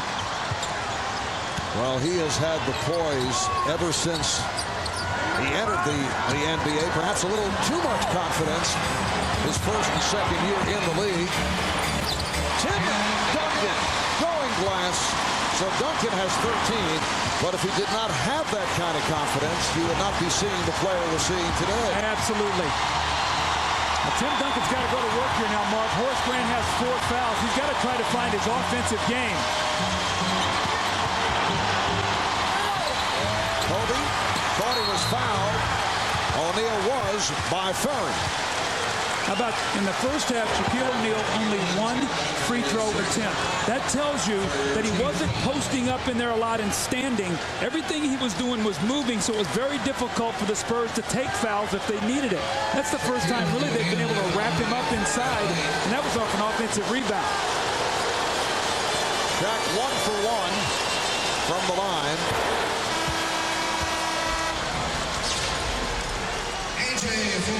Second round series against the Sacramento Kings.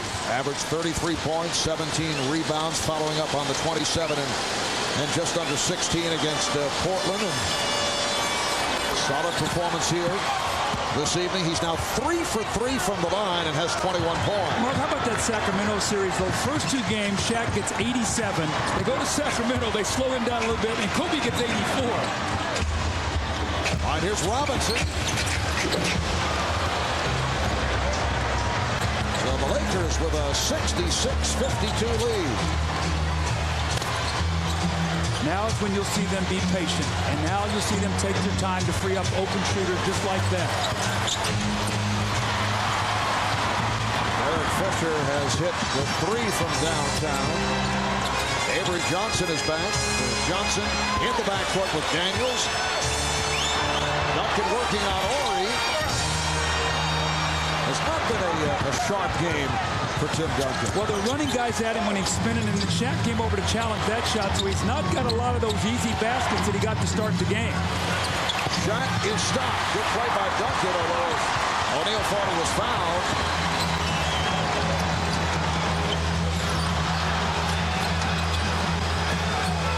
Daniels for 3.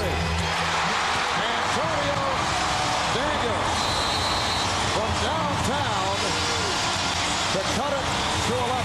And the Lakers take a timeout. As great as the Lakers have played, the Spurs are still in striking distance. With the way they shoot the 3-point shot, they can get back in this game after really struggling. They've hit 3 threes in this period.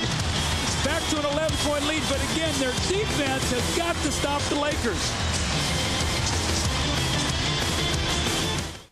Gentlemen, we can rebuild him. We have the technology. Better than he was before. Better, stronger, faster. Introducing the all-new 270-horsepower Chevy Trailblazer, the most powerful mid-size sport utility in the world. It's one strong SUV. The new 2002 Chevy Trailblazer, like a rock.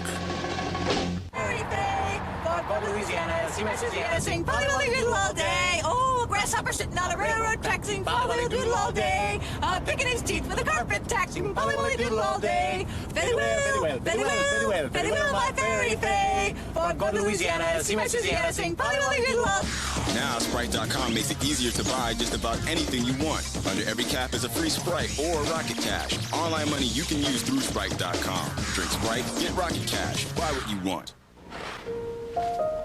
Dear Coach Krzyzewski, my name is Joe Snungatuk. I'm 17 years old and I attend high school in Chugiak, Alaska. My town is pretty small, so scouts don't come here. I'm doing this video so you can see me play. I don't know if I'm good enough to play for Duke, but I'd sure like to find out. Thanks for looking. Sincerely, Joe Snungatuk. The Sony Digital 8 Handycam and Vio computer. I'm going to see about a credit card. Oh, but honey... Rejected! Rejected? You have no future! But I just got a great job!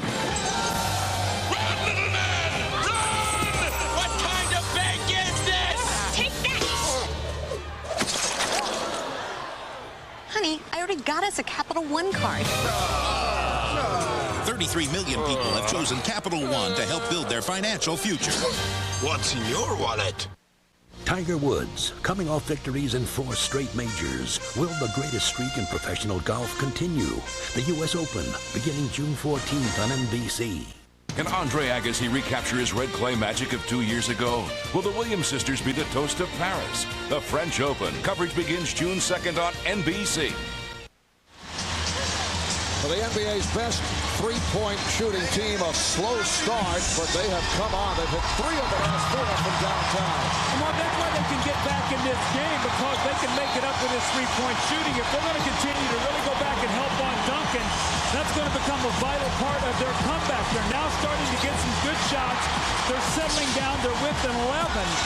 And you can see what they did, all season long and then the playoffs. You got 5 guys almost shooting 40% or better, so it is there for them. But again, do they have the answers to slow down Kobe and Shaq? Those guys have been unstoppable here through the middle of the third period. Well, the Lakers have led by as many as 16 on 2 occasions here in the third quarter. Coming up on 5 minutes remaining in the third, Kobe Bryant. Antonio Daniels, met by Rick Fox on the switch.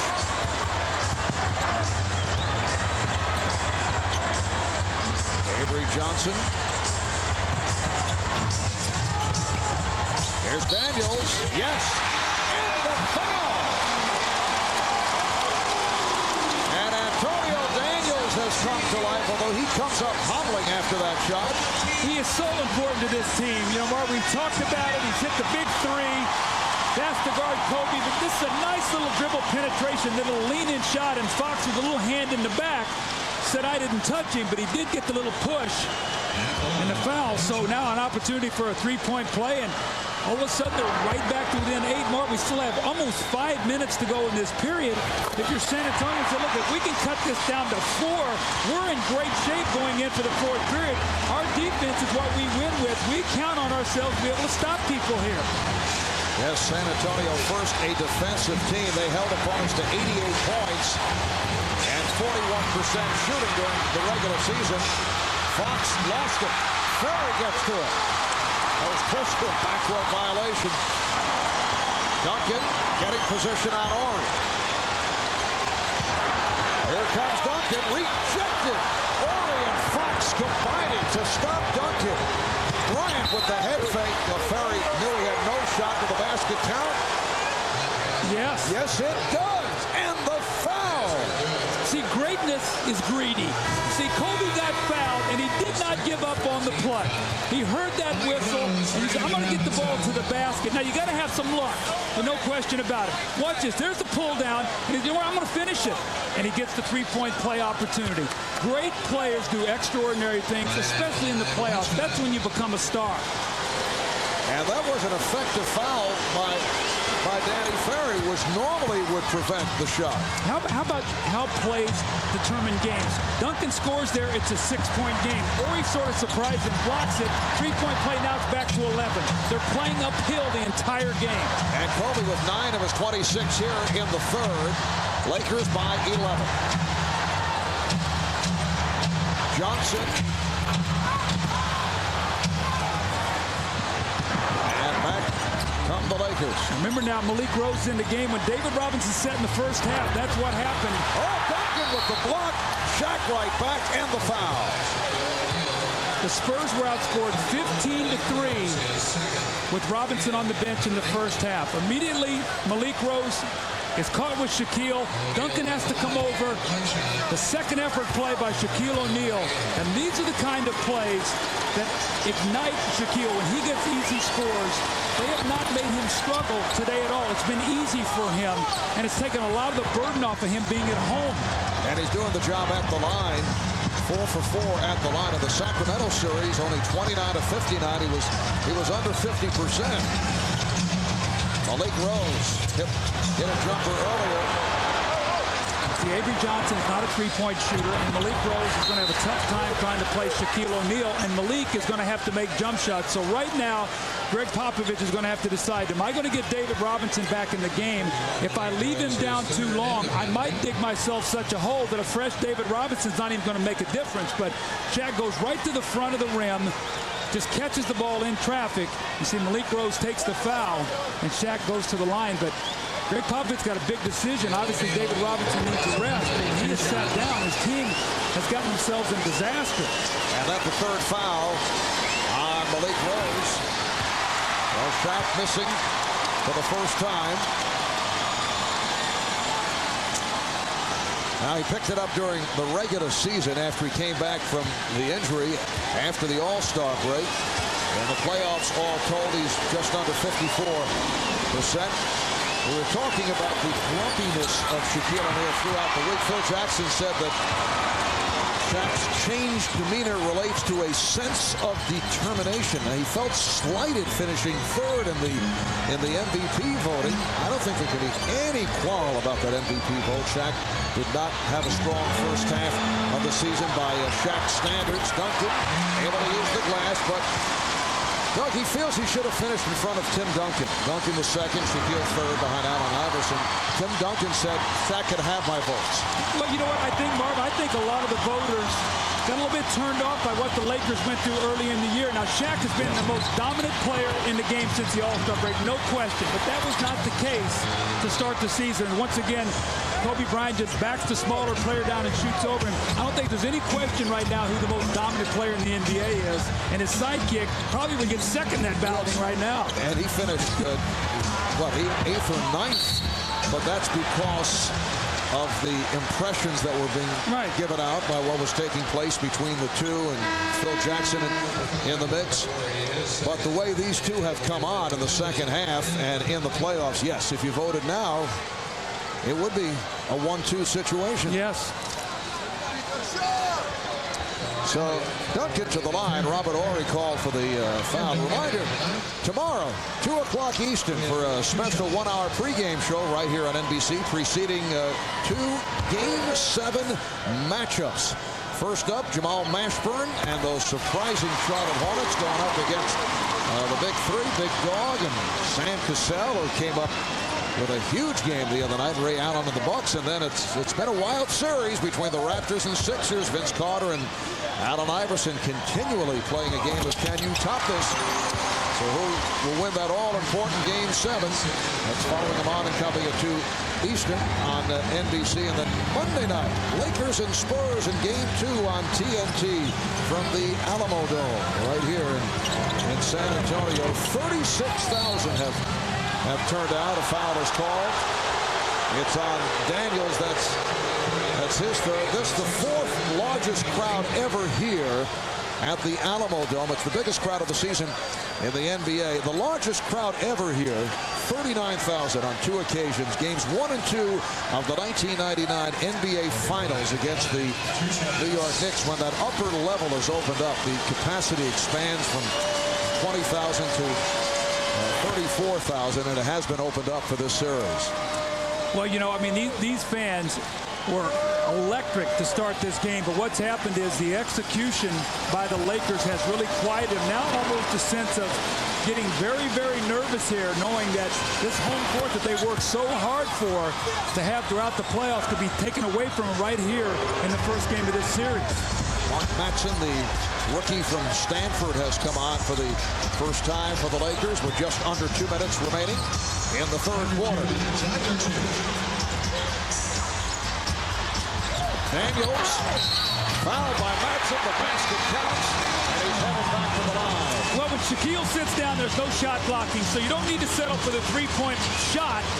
Try to get the three-point play. Nice pass out of the double team.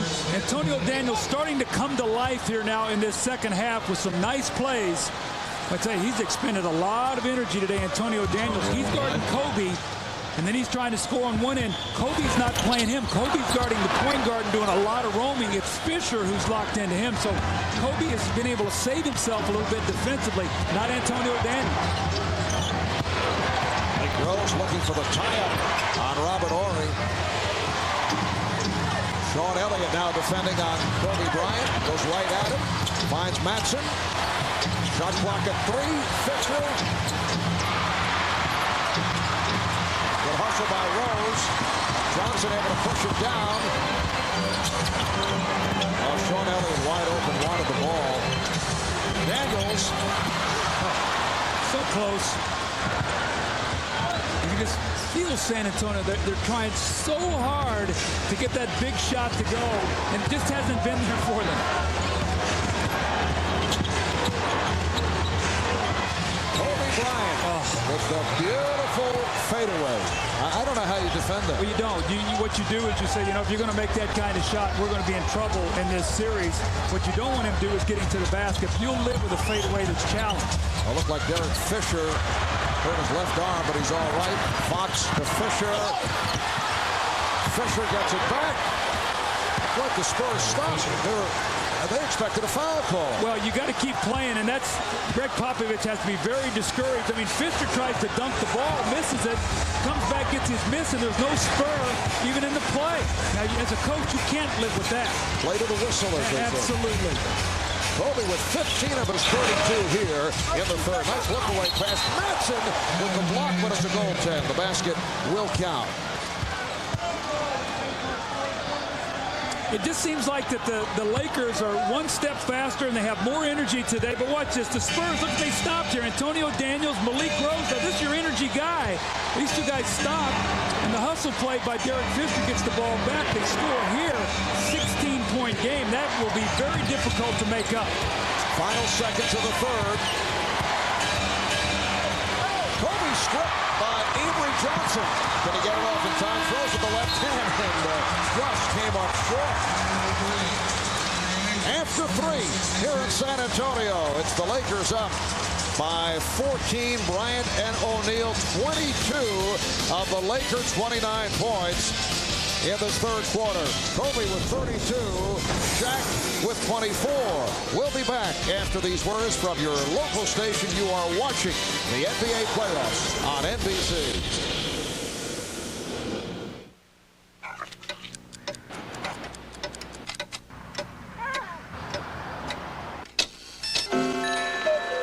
Hello, baby. Sure glad to have you home. Hello, baby. Ooh, you been gone too long. Come right in and tell me how you've been. I sure missed you since you've been gone. More best friends depend on Chevy. We'll be there. Yo, Tommy, baby. Tommy, 2 Coors Lights. Tommy, my man. Guys, level with me. You only like me because I bring you Coors Light. Tommy, please. Tommy, you could be the nacho guy. Pretzel guy. It's about you. You're not just a beer man. You're the man. You're telling me it's not the Rocky Mountain refreshment that bonds us together. Come on. You're the one and only Tommy. So if all my Coors Lights were empty, like they are now, we'd still be tight, right? Where's Mike? Mikey. 2 Coors Lights, 2. They make friends so easily.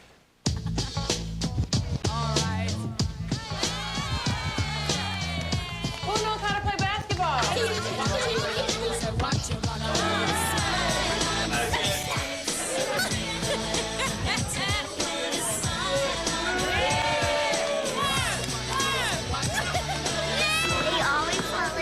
Yeah, they're our fans. You want to be a fan?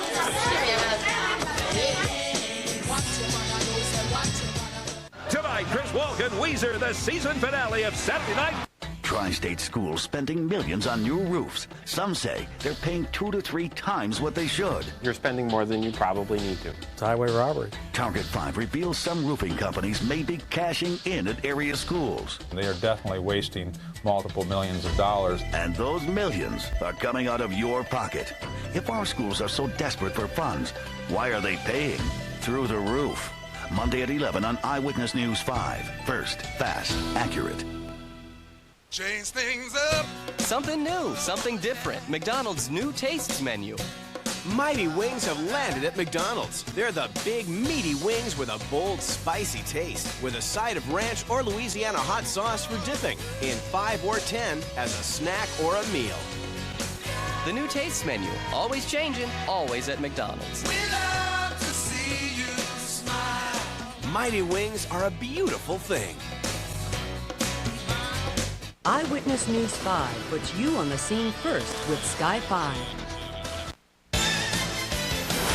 This copyrighted telecast of the National Basketball Association is intended solely for the entertainment of our audience. And any retransmission, reproduction, rebroadcast, or other dissemination or use of this telecast, or of the pictures, descriptions, or accounts of this game without the express written consent of the National Basketball Association is prohibited. Welcome back to San Antonio. Shaquille O'Neal's dad has made the road trip. He'll be here for Game 2 on Monday night, watching his son, who has done an excellent job back in his hometown. 10 of 17, 24 points. Look at the combination. Bryant and O'Neal, 56 points. Duncan and Robinson, only 31. Well, look at it. 29 shots to get 31 points. Bryant and O'Neal, 41 shots, 56. So the efficiency, they're shooting a much higher rate. But I just don't think in this series, if they're going to be outscored by 25, that they're going to be able to make that up. And here, even more discouraging right now, San Antonio has lost every quarter. Down 14 now, trying to make a run. Horry for three. So the ball back to the Spurs. Greg Popovich going with Avery Johnson now at the point. Antonio Daniels also in the backcourt. Tim Duncan, Malik Rose, and Sean Elliott up front. So David Robinson getting a rest as this fourth quarter gets underway.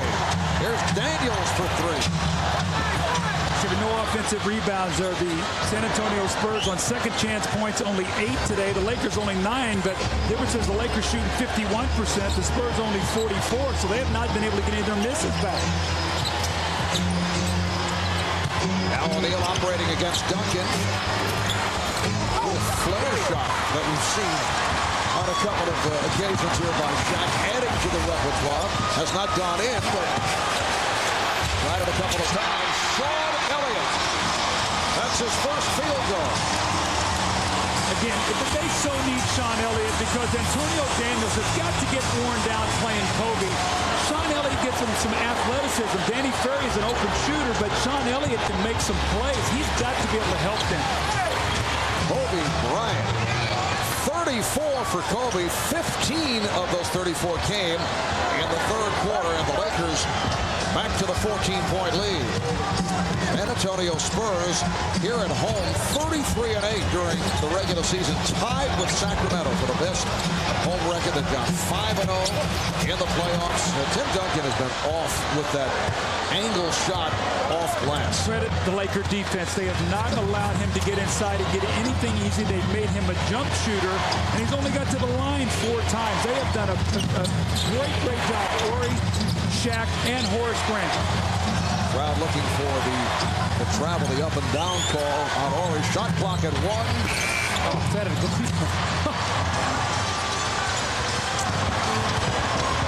Spurs facing a Laker team that has won their last 15 games, the last 8 of the regular season, and 7 out of 7 in the postseason. A foul call. Foul on Bryant. Lakers finishing up with those 8 straight wins. Then they sweep Portland Trailblazers, rip right through Sacramento in 4. The thing that jumped out to me, though, is they won the championship last year with rebounding and defense. And when you look at the playoffs, the last loss, Marv, you and I did that game. Kobe only played 11 minutes. But when you look at the statistics, they're +7 rebounding. They're plus almost 12-point differential, and their opponents are shooting 41%. In the regular season, the Lakers did not play good defense until about 6 weeks to go in the season when they started coinciding with this streak. So they were not the defensive team. Now Fox is in the lineup. Fisher is back. They're a much better defensive team. And now all of a sudden you put Kobe and Shaq playing their best basketball ever together. You put it all together, and that's what you're seeing now. Kobe Bryant breaking down court on the Spurs. Only Sean Elliott was back. That's not a shot you want with that kind of lead. Shooting 1-on-3. The last Laker loss, April the 1st, against the Knicks at home, a 1-point loss. Duncan draws the double. Fisher able to take it away, and a frustration foul by Tim Duncan. With San Antonio, you know that they're basically going to post up Duncan, and Lakers know exactly where he is. So look how they're swarming. They're zoning up the backside, and I cannot say enough about Derek Fisher, what he means to this team. He's given him a third scorer, but more importantly, tough defense, energy, enthusiasm. He is a key part of this turnaround. He missed the first 62 games of the regular season, and since his return, including the playoffs, Lakers have won 22 of the last 27. Now, that's not strictly because of Derek Fisher, but he has been a vital part of the equation at both ends. Usually he was, in the past, he's thought of for his defensive play, but he's improved that jump shot. Well, it rose. And it's now a 10-point game, and Phil Jackson is upset. That's a very good timeout because the Lakers have gotten out of character. What's been working now they've gone away from. They're taking quick shots, and they're going to allow the Spurs back into a game they've dominated. Hornets Bucks, then Raptors Sixers. Do or die Game 7s Sunday. Is Mountain Dew in serious jeopardy? This generally harmless male will defend his domain with basic animal instinct. A fierce battle rages. Yet in the end, to the victor go the spoils. Hey man, how you feeling? Not bad. Until next time, do the do.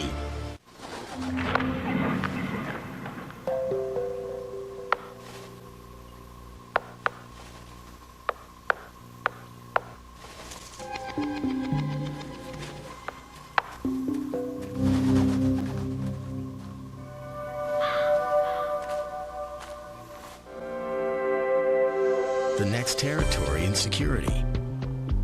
Introducing the all-new Ford Explorer. No boundaries. You must be hungry. Let's go get some breakfast. Sure, like the Moogos do. Oh, yeah, dressy wessy. Oopsie, whoopsie. Such a big girl in a swingy wingy. Boo, boo, boo. Is Daddy Waddy home from worky jerky? When you're in desperate need of a night out, you need Broadway.com and Visa. How silver. Wonderful use of iambic pentameter. Whammeter. Visa, the preferred card of Broadway.com. Now, an NBCI surprise event update. All month you've seen these surprise events during the hit show Ed. Oh my gosh. A mother reunited with her son she gave up for adoption over 33 years ago. A husband revealed a secret to his wife. This is our boat. Maybe he should have kept to himself. And this week, a son flies halfway across the country to give his mom a birthday surprise she'll never forget. But the biggest surprise of all happens this Wednesday during the season finale of Ed at 8/7 Central on NBC. Ahmad Rashad in New York. Tomorrow we will bring you 2 Game 7s in the Eastern Conference, the Bucks against the Hornets and the Sixers against the Raptors. As we reported earlier, there is some tension on the Raptors over Vince Carter's decision to attend graduation ceremonies on the morning of Game 7. We'll bring you complete coverage of the story tomorrow as part of our special 1-hour pregame show beginning at 2 o'clock Eastern. We'll also have live coverage of the NBA Draft Lottery at halftime of our second game. Now back to Marv and Doug. All right, thank you, Ahmad. And the L.A. Lakers just 1 of 7 from the field in this fourth quarter. And the Spurs in the midst of a turn, an 8-2 run to cut that 16-point deficit down to 10. Mark, the Lakers got out of character. I mean, Phil took that timeout. Kobe took a shot 1-on-3 that was contested on the break. Shaq got an offensive rebound. Instead of kicking it out and resetting, took a quick shot. That's why they're 1 for 7. When they execute, they're shooting a high percentage. They're in the lead right now. This is what they want right there. Well, the lob for Kobe Bryant, who now has 36 points, thrown beautifully by Robert Horry. Sometimes when coaches take timeout, they get the point across. Great execution.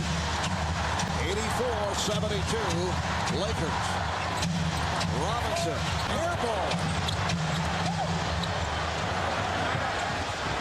Brian Shaw now in the backcourt with Derek Fisher. Kobe Bryant moves up front with Robert Horry and Shaquille O'Neal. Horry lost the dribble. Avery Johnson. Cut off by Derek Fisher. Now, Avery Johnson's not a three-point shooter, so Fisher can really help and still get back to Avery Johnson. Duncan. Foul by Horry. That's a great foul. You're going to make him now make free throws. Don't let him get the feeling of putting the ball in the basket. You come out of a timeout, no pressure on the basketball. Kobe with the reverse. And Sean Elliott got a hand there, but Kobe almost both elbows over the rim. Seems like as the game is going on, this guy's getting better and better. You know, Marv, I don't think I've ever seen him play better. Duncan 3 of 4 at the line. You take a look at the Tim Duncan shot chart, and you see the greens are made. He's only got 3 shots in the lane, maybe 4 that he scored in there. So the Lakers have done a great job of pushing him out, making him a jump shooter so they don't have to foul him. So they have done a wonderful job today. I'm sure Tim's going to look at the film and figure out what they're doing. You don't become a great player in this league and an MVP candidate without knowing what you want to do against the defense, and he will adjust. 7.5 remaining in the fourth quarter. Nice pass. A block shot by Robinson. Good pass though from Shaquille. Take a 3-point shot here. It's a 7-point game and still a lot of time.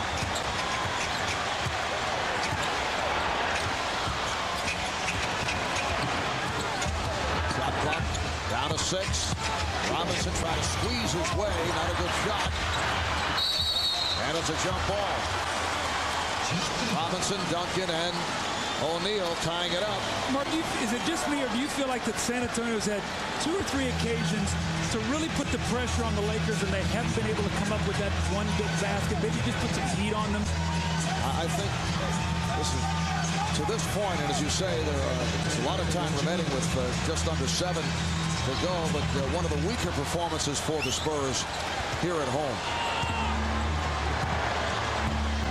Spurs with a terrific regular season, 58-24, the NBA's best overall record. So that's home court throughout the playoffs. Bryant, and the tip on the follow. How quickly did he get back up and tip that ball in the basket? We've seen it all from Kobe Bryant today. 38 for Kobe. Now, he went 48 minutes last week in Sacramento. Avery Johnson rejected by Kobe Bryant. He's listed at 40 minutes. Did he sit down briefly? I think he sat on less than a minute, but that goes to a minute on the stat sheet. So he had played all but 1 minute going into the fourth period. Coming up on 6 minutes to go in this fourth quarter. Here's Shaq. And kept alive. Good play by Shaw. Robert Horry will shoot that 3 if David Robinson helps in the corner. Out of bounds, says the official Ron Garrison. So the ball back to San Antonio, and a timeout has been called.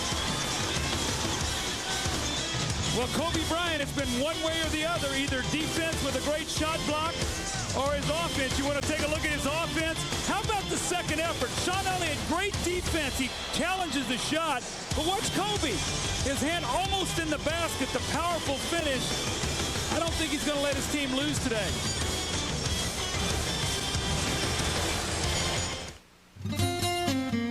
There was a time when professional basketball was dominated by tall, lumbering centers. But since the mid-'80s, it's been dominated by agile point guards. So what changed the modern game of basketball? 2 words: Magic Johnson. Hey, nothing beats an original. Original Coors, brewed with Rocky Mountain water. Original Coors. It's showtime. Senator, we have a problem. A government agent they no longer control. Did you know that I can buy nuclear warheads for $40 million each? His resources are limitless. His plan is flawless. This operation's moving fully ahead. All he needs is the password. This is now an aerial pursuit. Hold on! From the producer of The Matrix. Not everything ends the way you think it should. Swordfish, rated R. Starts Friday, June 8th at a theater near you. This is the first time that I bought a car, so I was really excited and nervous at the same time. She had been trying to buy a car kept running into walls everywhere she went. He was just very courteous and very friendly about the whole thing. We are Blue Oval certified. We're not here just to sell you this car and forget who you are, because it's very important that you have a relationship. It was just like talking to a friend. I just happened to buy a car from him. I couldn't have asked for a better experience. For your Blue Oval certified Ford dealer, call or click Blue Oval. You know, the most amazing things happen to me every time I begin to read. I can fly among the moon and stars, or I can visit lands both near and far. I've always liked a good mystery, but there are so many things that interest me. And my favorite thing is when it ends, another book starts it all again. The NBA on NBC is brought to you by Ford Outfitters, No Boundaries, by Mountain Dew, proud sponsor of Mountain Dew, and by Visa. It's everywhere you want to be. The mission is before them. Who will choose to accept it? Yes, it has been a mission impossible for the San Antonio Spurs. Well, these two guys have put on quite a show today. The power of Shaq inside, the grace, the speed, the quickness, the ability to finish over the bigger players by Kobe Bryant, the smiles by both of these guys. And you see the numbers, 27 of 51, 62 points. The rest of the team only 96, but 62 of the 86. Now they get 90. That 90 is a big number when you start talking about the Spurs and their defense at home, because they have been almost unbeatable here at home when they have not given up 90 points. It comes and the foul, so Tim Duncan with the bucket. And he'll go to the line. It's 21 points for Duncan. Sean Elliott with a move inside, and one of the few offensive rebounds by the Spurs, and the finish by Tim Duncan. But again, he has struggled to be the MVP type player that we have seen in the past. But Marv always said in the game of basketball, it's not like solitaire. You're not playing out there alone. Sometimes you got to give credit to the defense, and the Lakers have done a very nice job on him today. And that's the number I was talking about. When they hold their opponents under 90, they've won 21 straight, or excuse me, they've held their opponents under 90 points in the last 21 playoff games. That is in jeopardy today. Last touch by Duncan. And the Spurs have tightened the defense as effective as they were during the regular season. They picked it up another couple of notches in the playoffs. Robert Horry from downtown. So that is his second three. He continues to hit three-pointers in the fourth quarter. So he'll step out, and David Robinson doesn't want to play him out there. That was just a simple inbounds play. Horry's done a nice job defensively, although he raises his hand indicating foul, but Horry has done a good job on Tim Duncan. Horry, along with the 2 threes, 8 rebounds, 5 assists. Well, he and Horace Grant have been terrific defensively. And, you know, their numbers are not what jumps out at you. It's the fact that they have taken on this task of playing against Tim Duncan, making him work, getting some help, and forcing him every single possession to get nothing easy. And that's sort of been the story of the game right now. I mean, you know, Tim Duncan is a fabulous player, but today he's had no rhythm at all. 6 of 8 at the line.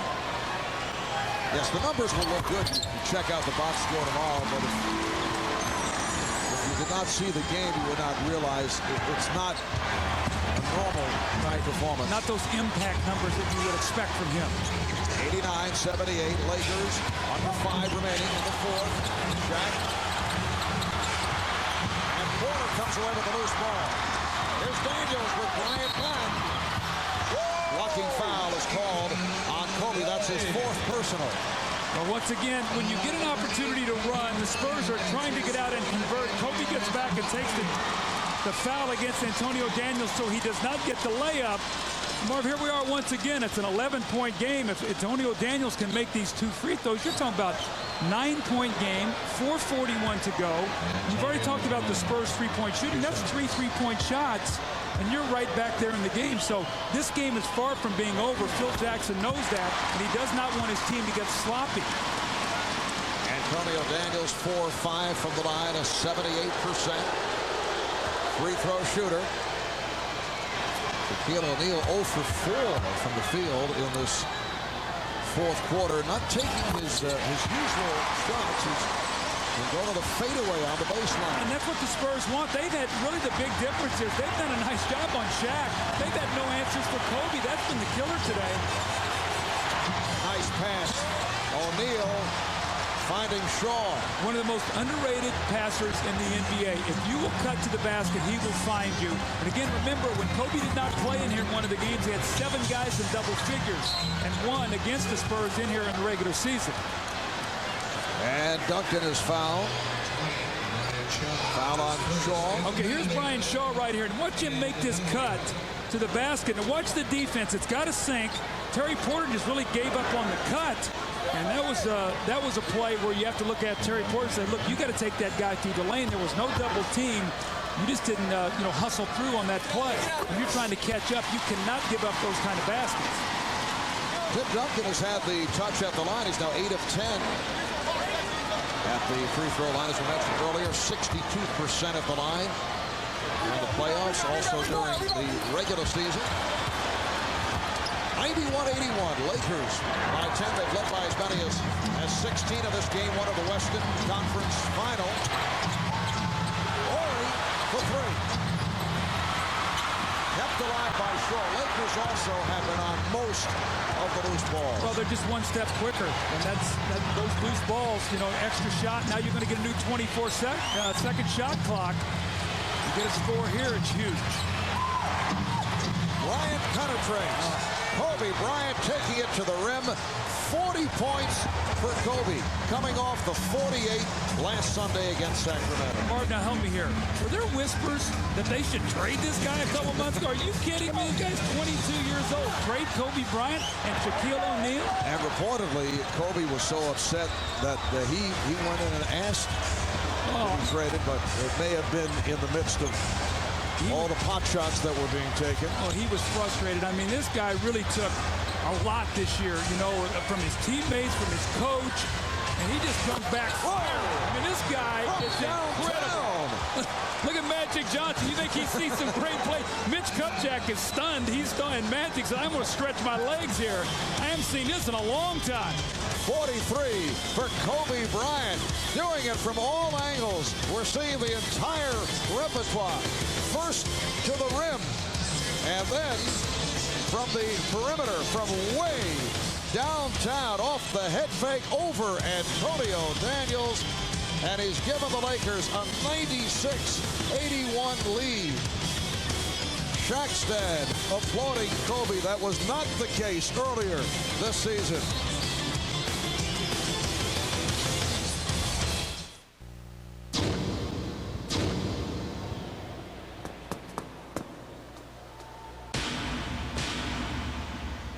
When the question comes, and it will, have I got what it takes today? Answer with this. Gatorade Energy Bar. Carbs to build stores of energy. Energy to burn. What burns inside you? $1 billion. That's how much Oracle saved in 1 year using its own e-business software. How much will you save? Oracle. Software powers the internet. The foul. He boosted your ring. The pick. You can fluff all you want. You ain't getting the ring. The reverse slam. Can we get an ouch? That hurts. What's the worst that could happen? Power to the people. Rated PG-13. Starts Friday, June 1st at theaters everywhere.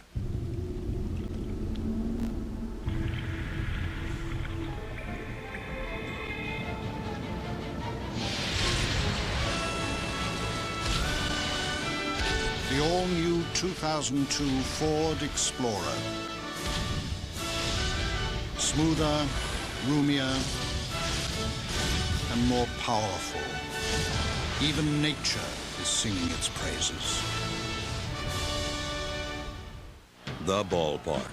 the last bastion of brotherhood. A world where strangers pass each other's food, drink, and hard-earned cash. Where a simple beer man hands off a frost-brewed Coors Light, trusting not a drop of Rocky Mountain refreshment is lost along the journey. Hand to hand, man to man, until it reaches its rightful owner. Hey, beer man, where's the rest of my Coors Light? Fellas, have you no shame? NBC tomorrow, the real story of the only successful submarine rescue in naval history. Critics are calling Submerged the unexpected thriller of the season. Heroic and suspenseful, says TV Guide. It's a nail-biter, raves Newsday. Oh my God! Sam Neill. Submerged, NBC tomorrow.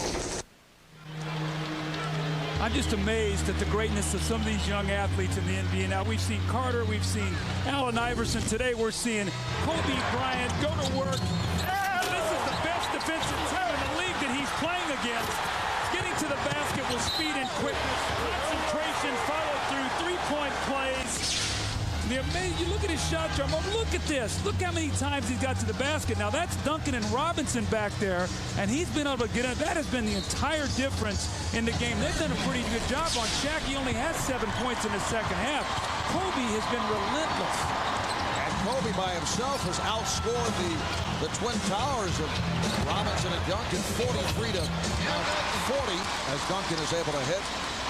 Duncan is 26 points and 43 points, ties a high against the Spurs in playoff competition. Akeem Olajuwon had a 43-point game against San Antonio back in '95. Kobe has 43 and counting with 2:45 remaining in this fourth quarter. Shot clock down to 3. Shaw had to fire one up, did not hit the rim. And the outlet is deflected out of bounds. Last touch by the Lakers. Let's check in with Jim Gray. Jim? All right, thank you, Marv. I just spoke to Dr. Jerry Buss, who owns the Lakers, and he's owned the ball club for an awful long time now. And he just told me that he can't recall any Laker, maybe with the exception of Magic Johnson, over the course of the last month, playing at the level that Kobe Bryant is playing at. He says it's just stupefying to him and astonishing that this guy has done so well. And maybe other than Magic, he can't recall another Laker, including all of the great Lakers, Worthy, Jabbar, Cooper, Nixon, playing the way Kobe Bryant is playing. Marv? High praise from Jerry Buss. And as you mentioned, Kobe has done this in 3 road games. Yes. Coming up on 2 minutes remaining in the fourth quarter, and now you have to wonder how the San Antonio Spurs will react. Losing game 1, offensive foul. Game 2 now on Monday night. You cannot go down 0-2, and you look at David Robinson and Shaq as he wheels in the lane is going to get the offensive foul. Mark, they have got to win game 2, and so now the Lakers can come in here and say, look, we come in and put the clamps down like we have done, and we go up 2-0, and we could really put them in a hole. The Lakers are not going to get beat 4 out of 5 games. That's not going to happen. And they haven't lost 4 straight, so the Spurs are not going to win 4 out of 5. That's why they have got to win game 2. Daniels spinning his way. And the bullpen against Robert Horry. Spurs with 2 full timeouts and a 20 remaining. 96-87 Lakers with just under 2 to go in the fourth quarter. You know, Robert Horry is a great luxury because he loves to play in big games, and on games when he doesn't like to play in the regular season, you can get by without him. So he's a great luxury to have. You know he loves big games. Well, we saw that earlier in his career as a member of the Houston Rockets. Here's Porter for 3. And Kobe Bryant on the rebound. Kobe had 16 rebounds last Sunday against Sacramento. He has 9 here today. And a holding foul is called. Terry Porter has really struggled today. He's 38, 39 years old now, Marv. He's played so many minutes. He's such a competitor. But they have done a great job of taking him out of the game today. Danny Ferry's hit a couple shots. He has not been a factor. All that three-point shooting has been negated. And Antonio Daniels hit a couple, whatever. But that has not been a factor at all for San Antonio's success today. In fact, the Lakers have taken that away from him. That's been a big part of this game. Antonio Daniels came on late. He has 20, which is a playoff career high. Foul is called on Tim Duncan. And Shaquille O'Neal to the line, 4 for 6 at the line. Jack had a pretty good spurt earlier, has been quiet in the second half. Coming into tonight, had not really been able to come up with a big game here back in his hometown. The thing I like about what Shaq did today, though, he didn't force it. He didn't get frustrated. He didn't start trying to throw guys around. And we've seen that. When we talked to Phil Jackson before the game, he said his frustration, he's gotten offensive fouls. He's allowed it to get to him. Today, that has not been the case. He has been a great partner for Kobe Bryant today, and Kobe has been fantastic. Kobe Bryant with 43 points. Shaq now has 26. A minute 5 remaining in the fourth quarter. And the foul is called on Rose. So the Spurs are now over the foul limit. Here's Shaq's dad. If you're giving us a little follow through there, a little visualization. I tell you, parents, they live and die with their children, don't they? But everybody's a coach. You know that. Everybody's got the answers. Philip Harrison showing his son the proper rhythm from the sideline. Well, Shaq loves his daddy. There's no question about that. Anytime he talks about his success, the one thing he talks about is the discipline that was brought into his life at a young age. And you know what? Shaq has always respected his coaches, his teachers, and all. That starts at home. And Shaq always gives his family a lot of credit for that. Goes back to his high school mentors and also Dale Brown at LSU. Under a minute remaining in the fourth. 12-point Laker lead. Here's Daniels. Rose fires from deep. It's a 3 for Malik Rose.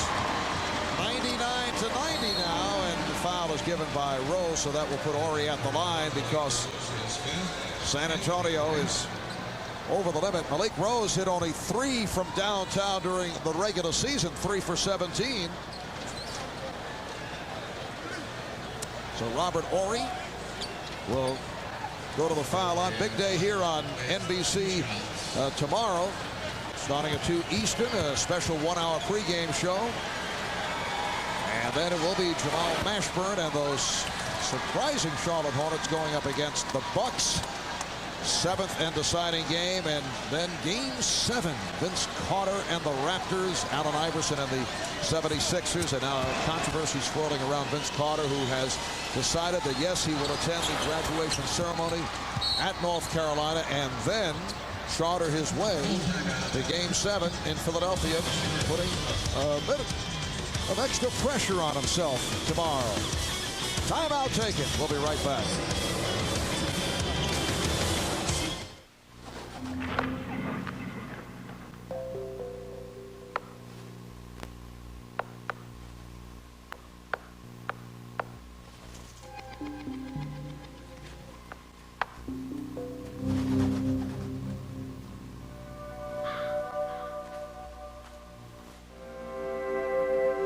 The next territory in security. Introducing the all-new Ford Explorer. No boundaries. Hi, this is my house. I love cheese, as you can see. I just get so excited when I'm around cheese. Cheddar England, ground zero for cheddar lovers. If you love cheddar, nothing's more delicious than Wendy's Cheddar Lovers Bacon Cheeseburger. For the man who put the 2 E's in cheese, Dave Thomas, the big cheese. Come try one today. Choose road. Validating tires. BF Goodrich tires with traction advantage. Approved. For control you can feel. BF Goodrich tires. Take control.